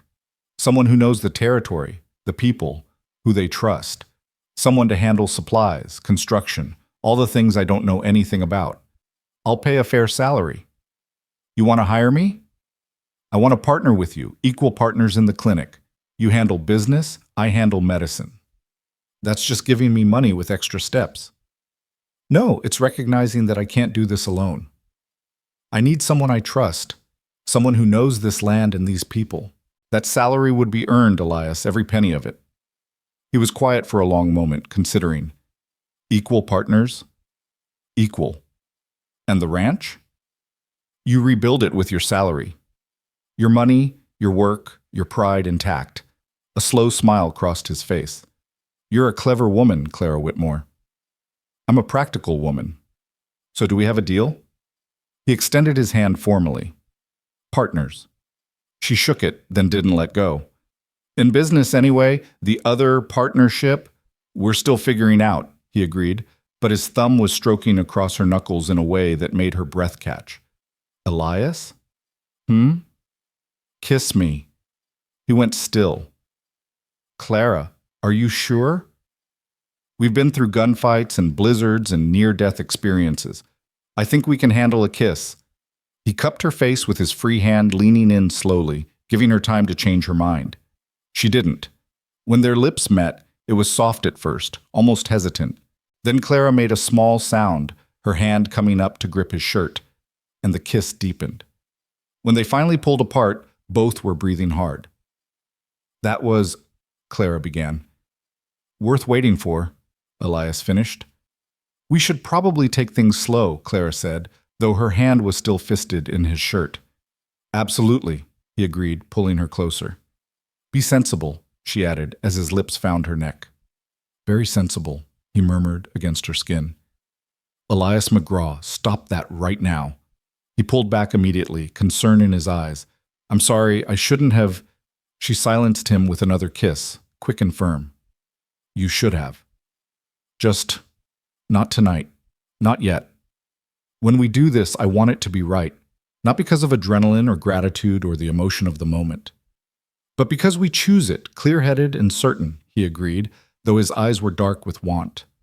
I can wait, Clara, as long as you need. Have I mentioned recently that you're a good man? You might have implied it once or twice. They settled back on the sofa, Clara tucked against his good shoulder, watching the fire die to embers. It was comfortable, peaceful, right in a way nothing in her life had been for a very long time. Tell me about your plans for the clinic, Elias said. Clara's eyes lit up. I want it to be more than just a place for emergencies. I want to teach people basic medicine, train nurses from the local women, maybe bring in a proper doctor eventually, but until then, I can handle most things. The old bank building in town would be perfect. It's been empty since the bank moved to the newer building. Stone construction, plenty of rooms, central location. How much to buy it? Owner's been trying to sell for 2 years. He'd probably take 1,000, maybe less. And renovation? Depends what you want, but I know good men who'd work for fair wages. Tom's nephew is a carpenter, trained in Denver, does beautiful work. They talk through the night, planning and dreaming. The clinic would have a surgery, examination rooms, a small ward for patients who needed extended care. Living quarters upstairs for Clara and eventually any staff she hired. A classroom for teaching basic medical care to the community. You've thought about this a lot, Elias observed. I've had a week of lying in bed with nothing to do but think and dream. And what do you dream about, Clara Whitmore? She was quiet for a moment. Making a difference. Being needed for my skills, not my appearance or what someone imagines I am. Having a home that no one can take away from me. And someone to share it with, she admitted softly. His arm tightened around her. That last part's guaranteed if you want it. Dawn was breaking by the time they finally separated to get some sleep. Clara made her way to her room, feeling lighter than she had in months. Everything was changing so fast, but for once, it was changing for the better. The next few days were a whirlwind of activity. Henderson had brought a representative from the mining company, eager to close the deal. Clara negotiated firmly, surprising everyone including herself with her business acumen. "Make it 60,000, she said coolly when they repeated their offer of 50. "The assay reports show the vein goes deeper than you initially thought." "How did you—" the mining representative started. "I had my own assessment done," Clara lied smoothly. In truth, Sarah's cousin worked at the assay office and had mentioned it in passing, but they didn't need to know that. They settled on 55,000, still more money than Clara could fully comprehend. With Elias's help, she purchased the old bank building and hired crews to begin renovation. Word spread quickly that the territory would soon have its own clinic, and the response was overwhelming. Women brought her preserved foods, quilts for the patient beds, offers of help. Men volunteered labor, wanting to be part of something that would benefit everyone. "You've given them hope," Mrs. Patterson told her one afternoon as they watched the workers removing the old bank vault to make room for the surgery. "Do you know how many people we've lost because the nearest doctor was 50 miles away?" Too many, Clara knew. She'd already heard the stories. Women dying in childbirth, children lost to treatable injuries, men crippled by breaks that weren't set properly. "I can't save everyone," she said. "No, but you'll save more than we had any right to hope for." Thomas Hartley's trial made headlines back east. He was convicted on all charges, sentenced to 20 years in prison. His family, disgraced by the scandal, withdrew from Chicago society. Clara received a letter from Dr. Morrison, no relation to Samuel Morrison, thankfully, apologizing for not standing by her when the accusations first arose. "Too little, too late," she said, tossing the letter into the fire. "No forgiveness?" Elias asked. "Some things don't deserve forgiveness. He could have spoken up, told the truth, but he chose his comfort over my life. I don't wish him ill, but I don't forgive him either." Samuel Morrison's trial was held in the territorial capital. Elias testified about the attacks, the poisoned water, the murdered cattle. Other ranchers came forward with their own stories of intimidation and violence. Morrison was found guilty and sentenced to life in prison. His ranch was seized and divided among those he'd wronged. "It's over," Elias said as they rode back from the trial. "Really, truly over." "No," Clara corrected. "It's just beginning." The clinic opened on a crisp October morning, 6 weeks after Clara had inherited her uncle's fortune. She stood in the doorway, hardly believing it was real. The surgery gleamed with new equipment ordered from Denver.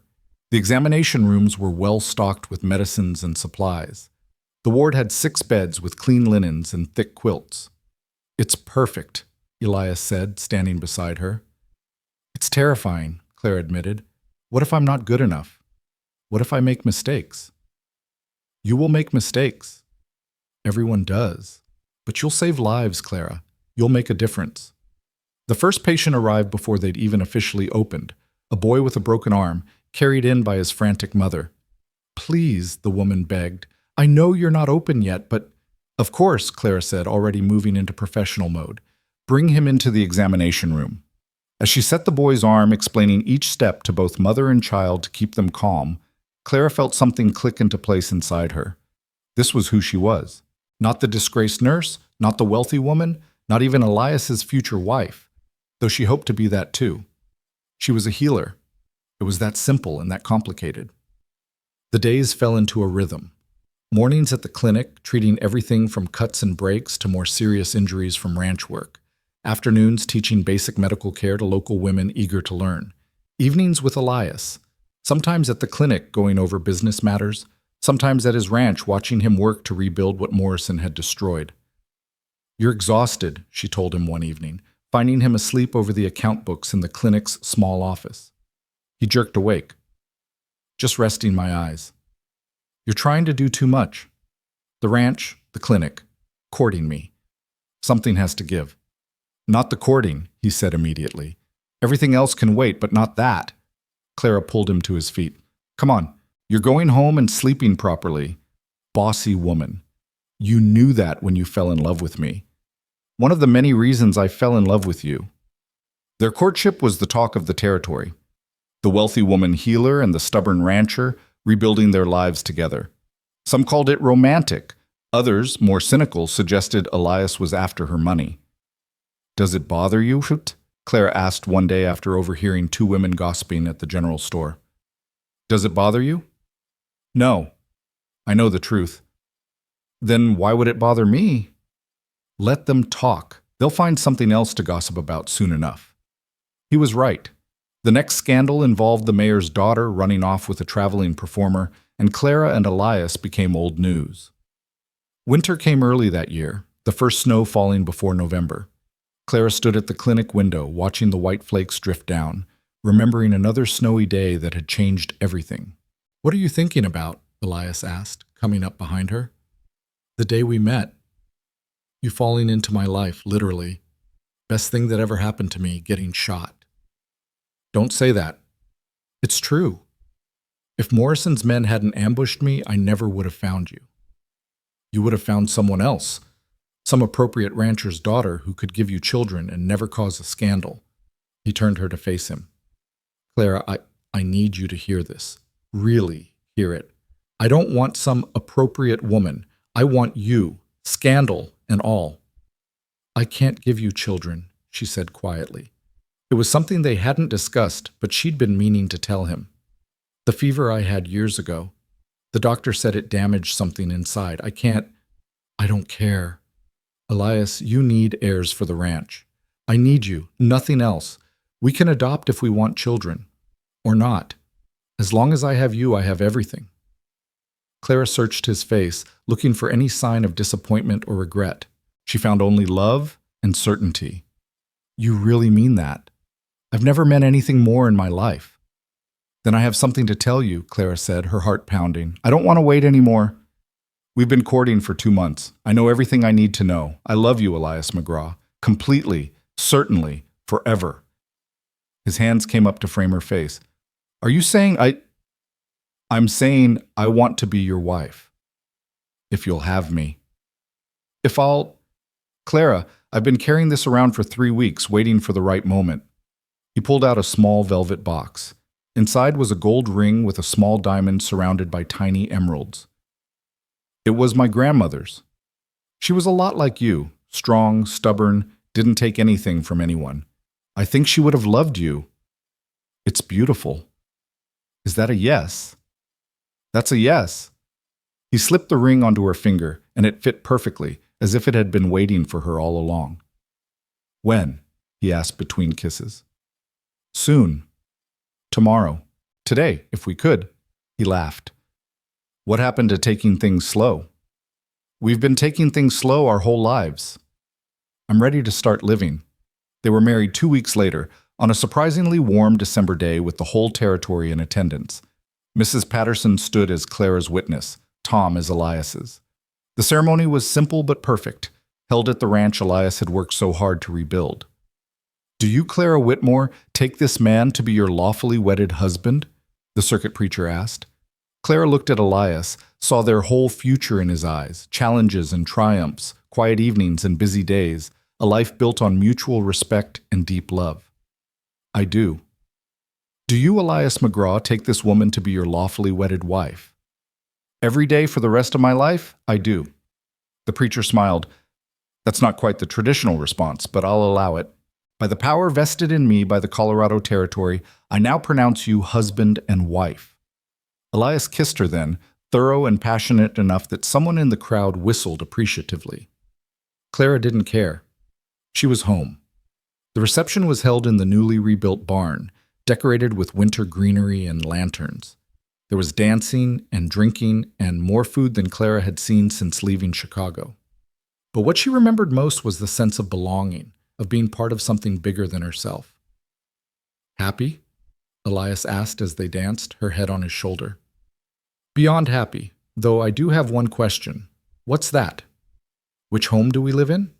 The ranch or the quarters above the clinic? Both, he said simply. The clinic during the week when you need to be available for emergencies. The ranch on weekends. Best of both worlds. You've thought about this. I've thought about everything when it comes to you, Clara McGraw. She smiled at the sound of her new name. Clara McGraw. I like it. It suits you. Sarah approached them as the song ended. I hate to interrupt, but there's someone here to see you, Clara. Says it's urgent. In the corner of the barn, a young woman waited, travel-worn and clearly nervous. She looked familiar, but Clara couldn't place her. You don't recognize me, the woman said. I'm Emma Hartley, Thomas's sister. Clara tensed, and Elias stepped protectively closer. I'm not here to cause trouble, Emma said quickly. I'm here to apologize, and to ask for your help. My help? I want to study medicine, become a nurse like you were, but no school will take me because of my name, what my family, what my brother did. I thought maybe, if you could forgive me, teach me. Clara studied the young woman. She saw sincerity in her eyes, determination, and something else, the same hunger to help people that Clara had felt at that age. I can't forgive something that wasn't your fault, Clara said finally. You didn't do anything wrong. I didn't speak up either. I knew Thomas was lying, but I was too scared of our parents to say anything. You were young, old enough to know right from wrong. Emma's voice was firm. I'm not asking for forgiveness I don't deserve. I'm asking for a chance to make amends, to learn, to help people the way you do. Clara looked at Elias, who gave a small nod. Whatever she decided, he would support. Can you start Monday? Clara asked. Emma's face lit up. Really? I need help at the clinic. The work is hard, the pay is small, and you'll have to prove yourself every day. People here won't trust you easily. I understand. I'll work twice as hard as anyone else. Then we'll see you Monday. After Emma left, practically glowing with relief and excitement, Elias pulled Clara aside. That was a brave thing you did. Or stupid. People won't like it. Since when do you care what people think? She laughed. Good point. The party continued late into the night, but eventually Clara and Elias slipped away to the small cabin he'd built near the main house, their private retreat. Finally, sit, he said, pulling her close. Just us. Just us, she agreed, and kissed him. Later, as they lay entwined in their bed, Clara traced patterns on Elias's chest, marveling at how much had changed. What are you thinking? He asked. About that day in the cabin. I had a gun to my head, ready to end everything. Then you appeared. And saved your life? No, I saved yours. But in doing that, I saved my own, too. Does that make sense? Perfect sense. He kissed her forehead. We saved each other. And now? Now we live. Really live. Together. Outside, snow began to fall again. But inside, they were warm and safe and home.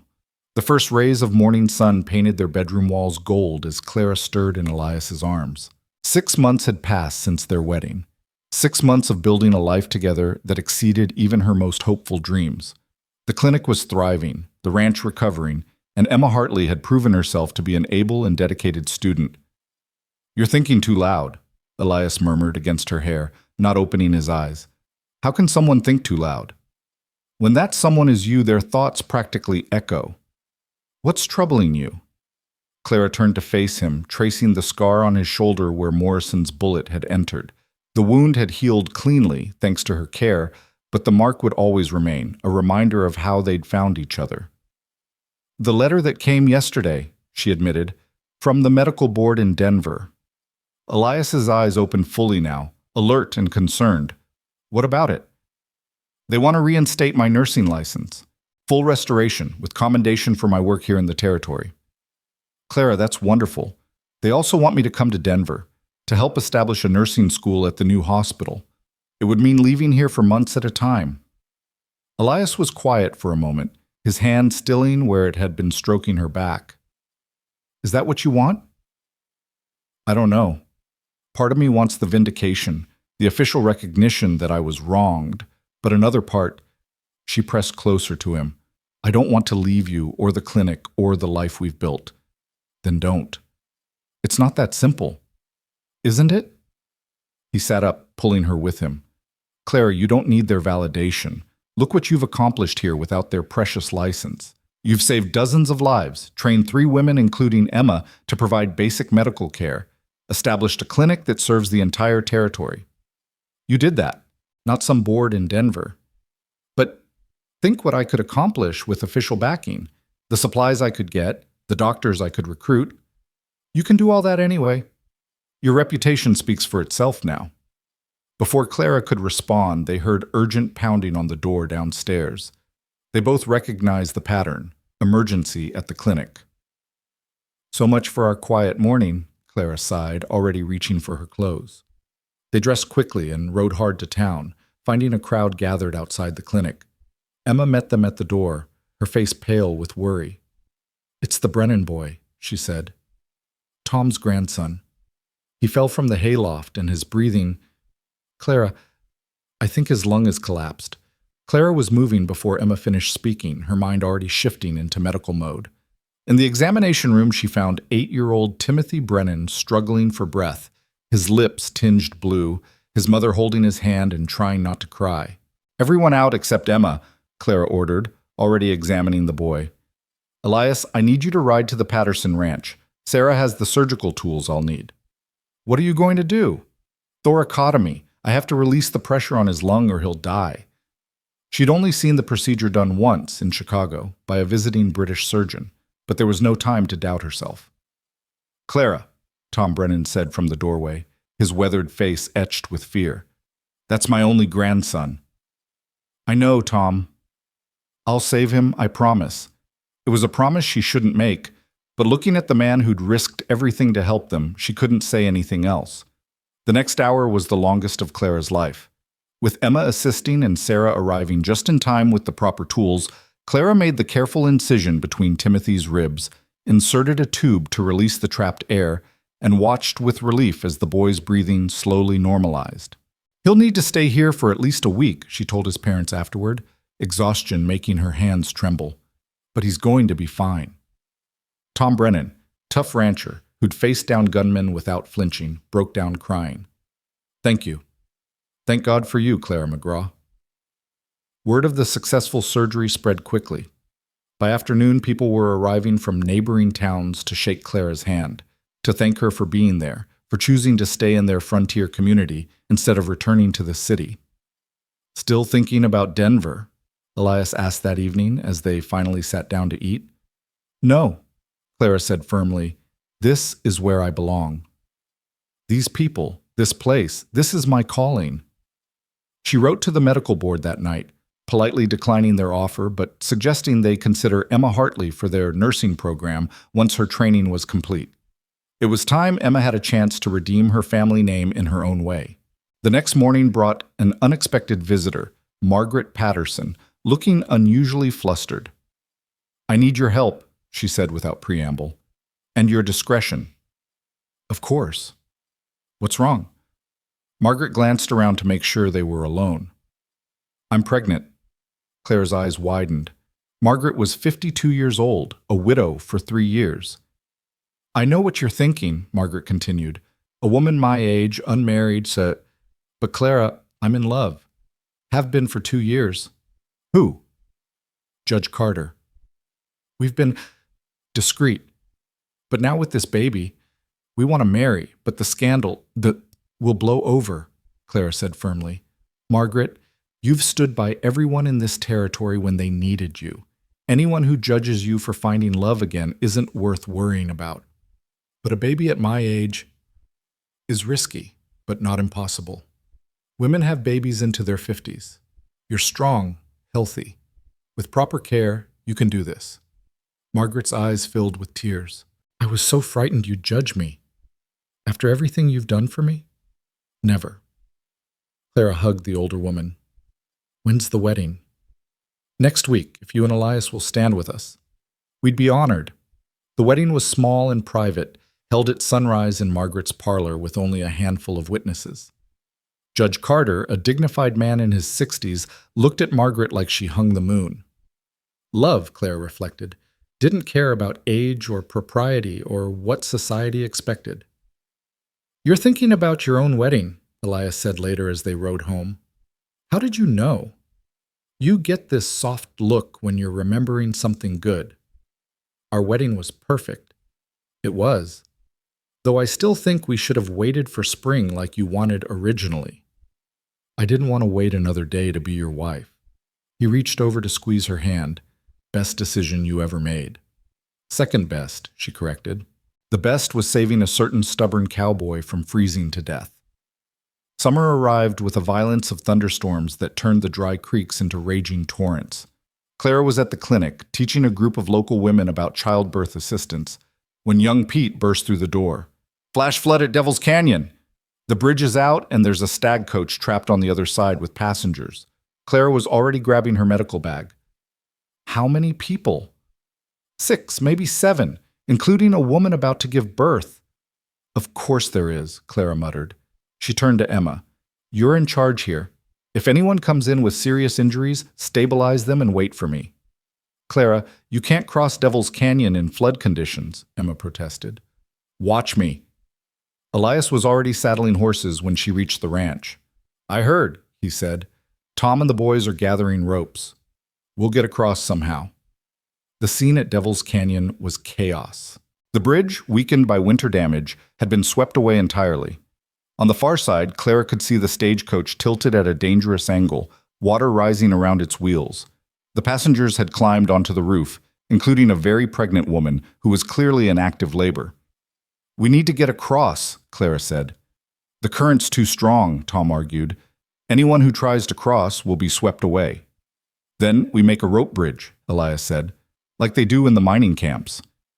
It took 2 hours of dangerous work, with Elias risking his life to get the first rope across, but they finally established a precarious lifeline over the raging water. Clara didn't hesitate, hooking herself to the guide rope and starting across. Clara, no! Elias shouted. It's too dangerous. That woman needs me, Clara called back, already halfway across. The crossing was terrifying. The rope swayed wildly, spray from the flood soaking her completely, her medical bag weighing her down. But she made it, hauling herself up onto the tilted coach where the passengers waited. The pregnant woman was in hard labor, complications evident immediately. The baby was breech. We need to get her somewhere stable, Clara said. The water's rising, one of the men pointed out. This coach won't last another hour. Clara made a decision that would have horrified her Chicago colleagues. Then we deliver the baby here and now. What followed was one of the most challenging deliveries of her career. On top of a tilting stagecoach, with floodwaters rising and rain pouring down, Clara managed to turn the baby and deliver a healthy girl. She's beautiful, the mother wept, holding her daughter as the men rigged a basket system to get everyone across the rope bridge. What will you name her? Clara asked, wrapping the baby in her own relatively dry shawl. Clara, the woman said without hesitation. Clara Hope, for the woman who saved us both. The rescue made headlines throughout the territory. Heroic nurse delivers baby atop flooded stagecoach. But what meant more to Clara were the quiet moments afterward. The mother's grateful tears, the baby's healthy cry, Elias's fierce embrace when she finally made it back across. You could have died, he said, holding her so tight she could barely breathe. But I didn't. You can't keep risking yourself like this. I can't stop being who I am, Elias. You knew that when you married me. I did, he admitted, pulling back to look at her. Doesn't mean I have to like it when you dangle yourself over floodwaters. You were the one who built the rope bridge. That's different. How? It just is. They argued about it the whole ride home, but it was the comfortable argument of people who knew each other too well to really fight. That night, Elias showed her without words exactly how frightened he'd been, how precious she was to him, and Clara understood that his protests came from love, not a desire to control. The rest of summer passed in a blur of activity. The clinic was busy beyond Clara's wildest expectations. She and Emma, with Sarah's help when available, treated everything from broken bones to difficult births. 3 more women joined their informal nursing training program. We need a real medical college, Emma said one evening as they cleaned instruments after a particularly long day. Someplace women can study without having to prove themselves twice as hard as men. That's a big dream, Clara said. You taught me to dream big. Clara smiled at the young woman who'd transformed from a frightened, guilty girl into a confident healer. Then let's make it happen. We'll start with formal classes, get certification from the territorial board. Build from there. You really think we could? Emma, a year ago I was ready to die in a frozen cabin. Now I'm running the territory's best clinic and married to the finest man in Colorado. Anything's possible. September brought unexpected news. A letter arrived from a law firm in Chicago informing Clara that Thomas Hartley had died in prison. A fight with another inmate, the letter said, though it provided few details. How do you feel about that? Elias asked, finding her staring at the letter in their bedroom. I don't know. Empty, maybe? For so long, he was the monster in my story. Now he's just gone. He was a weak, spoiled boy who couldn't handle rejection. He destroyed his own life trying to destroy yours. And Emma? Should I tell her? She deserves to know, but Clara, his death doesn't change anything. You've already moved past what he did. This is just closing a chapter that was already finished. He was right. Thomas Hartley had no power over her anymore. Hadn't since the moment she'd chosen to save Elias instead of ending her own life. Emma took the news quietly when Clara told her the next day. He was my brother, and I loved him once, she said. But the Thomas I loved died long before his body did. The moment he chose cruelty over truth, he stopped being the brother I knew. I'm sorry, Emma. Don't be. You gave me something Thomas never could, a chance to be my own person, to make my own choices. That's worth more than 100 brothers who would have kept me small. October arrived with golden aspens and the news that Margaret Patterson Carter was safely delivered of a son. Clara had attended the birth, one of the most nerve-wracking of her career given Margaret's age and the baby's position. He's perfect, Margaret whispered, holding her son while Judge Carter looked on with tears streaming down his dignified face. He is, Clara agreed. What will you name him? William Elias Carter, Margaret said, after my late husband and the man who brought you into our lives. Elias, when told, turned red as a sunset. I don't deserve that honor.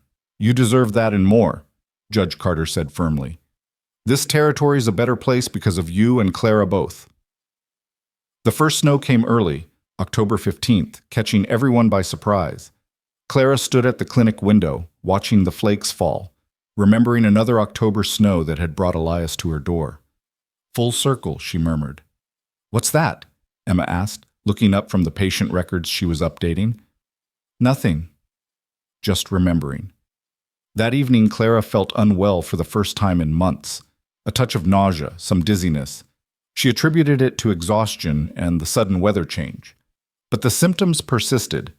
After a week of morning sickness that she tried to hide from Elias, Clara finally faced what she'd been avoiding. It was impossible.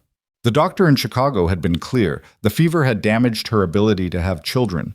She'd accepted it, and Elias had said he didn't care. Yet when she examined herself with the clinical detachment of a trained nurse, all the signs were there. She was pregnant. How? She asked Sarah, who'd confirmed her suspicion with gentle hands and knowing eyes. Sometimes the body heals in ways medicine doesn't understand, Sarah said. Or maybe that Chicago doctor was wrong. Either way, you're about 3 months along. 3 months. Clara did the math and blushed. Their wedding night, most likely, or shortly after. Have you told Elias? I haven't told anyone. I can't quite believe it myself. He'll be over the moon. Or terrified. We'd accepted we wouldn't have children. Clara McGraw, that man looks at you like you're the sun, moon, and stars combined. A baby will just be one more miracle you've given him. Clara waited until that evening when they were alone at the ranch. Elias was working on ledgers, calculating feed costs for winter, when she sat beside him. I have something to tell you. He looked up, immediately alert to her serious tone. What's wrong? Nothing's wrong. At least, I don't think it is. Elias, I'm pregnant. The pencil fell from his hand. But you said... I know what I said. What the doctors said. But somehow it's happened anyway. You're sure? As sure as I can be. Sarah confirmed it today. Elias was on his feet, pulling her up and into his arms, spinning her around until she laughed and protested. Careful. You'll make me dizzy. He set her down gently, his hands immediately going to her still flat stomach.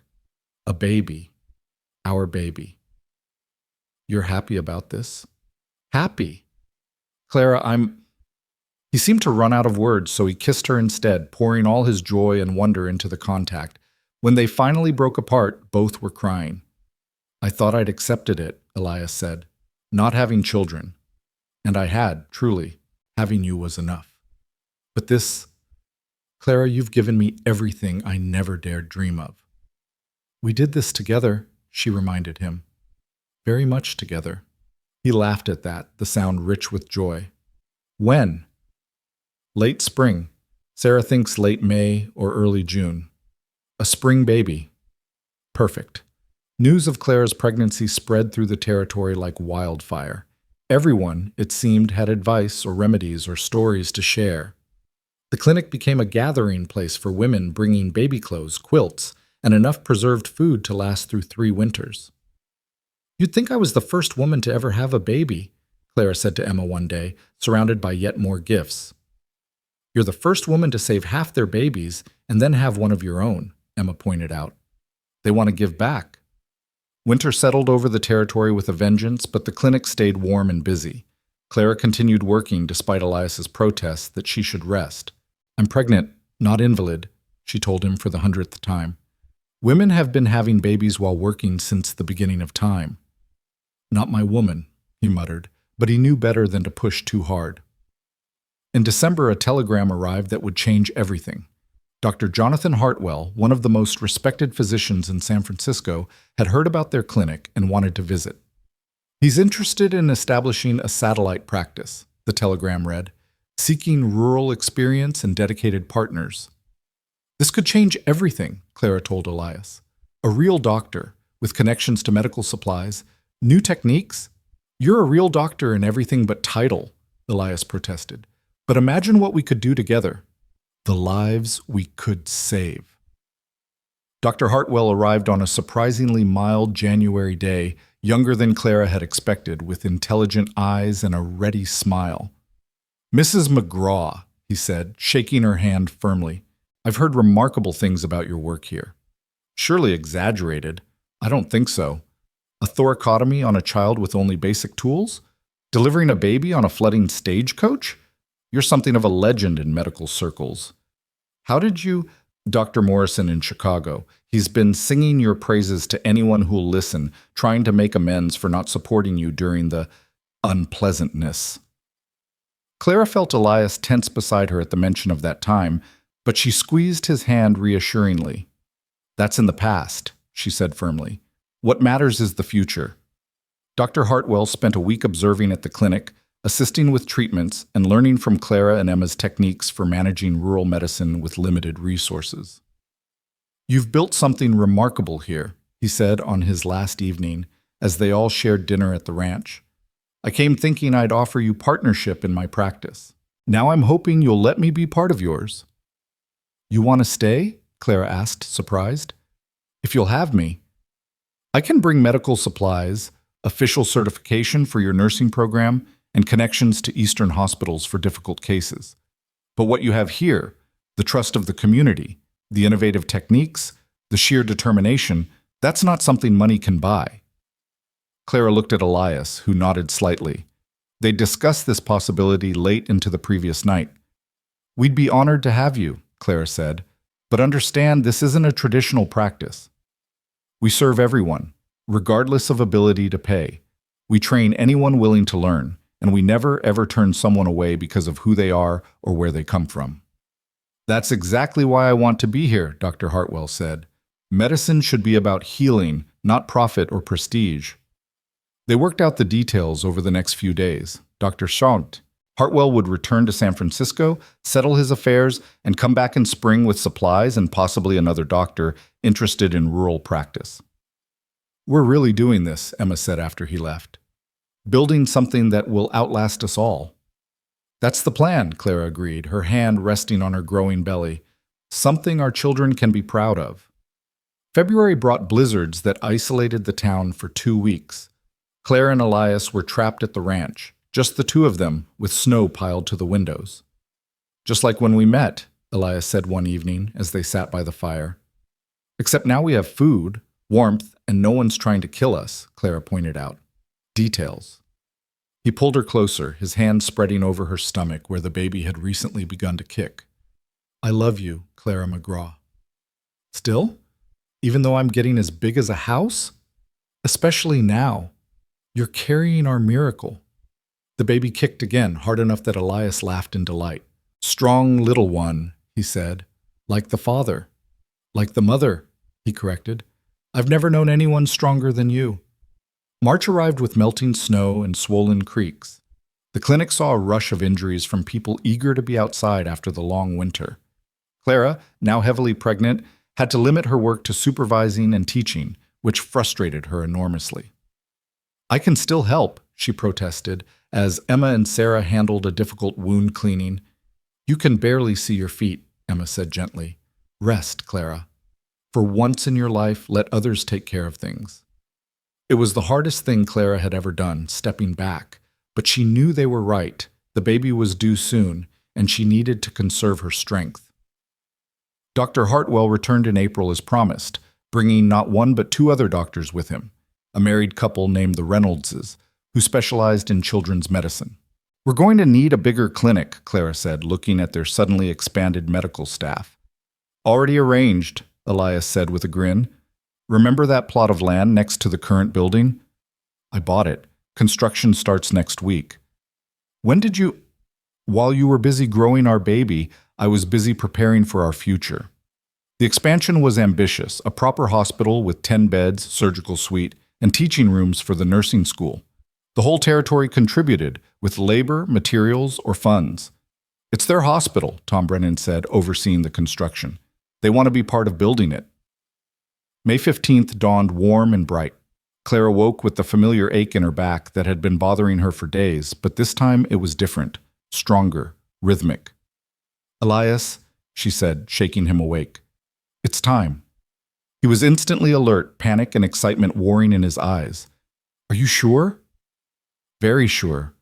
She gasped as another contraction hit. Get Sarah. And Emma. And probably Dr. Hartwell. Right. Yes. I'll get everyone. He started to leave, then rushed back to kiss her. I love you. I love you too. Now go. What followed were the longest 12 hours of both their lives. Clara, who'd delivered dozens of babies, found being on the other side of the experience humbling and terrifying.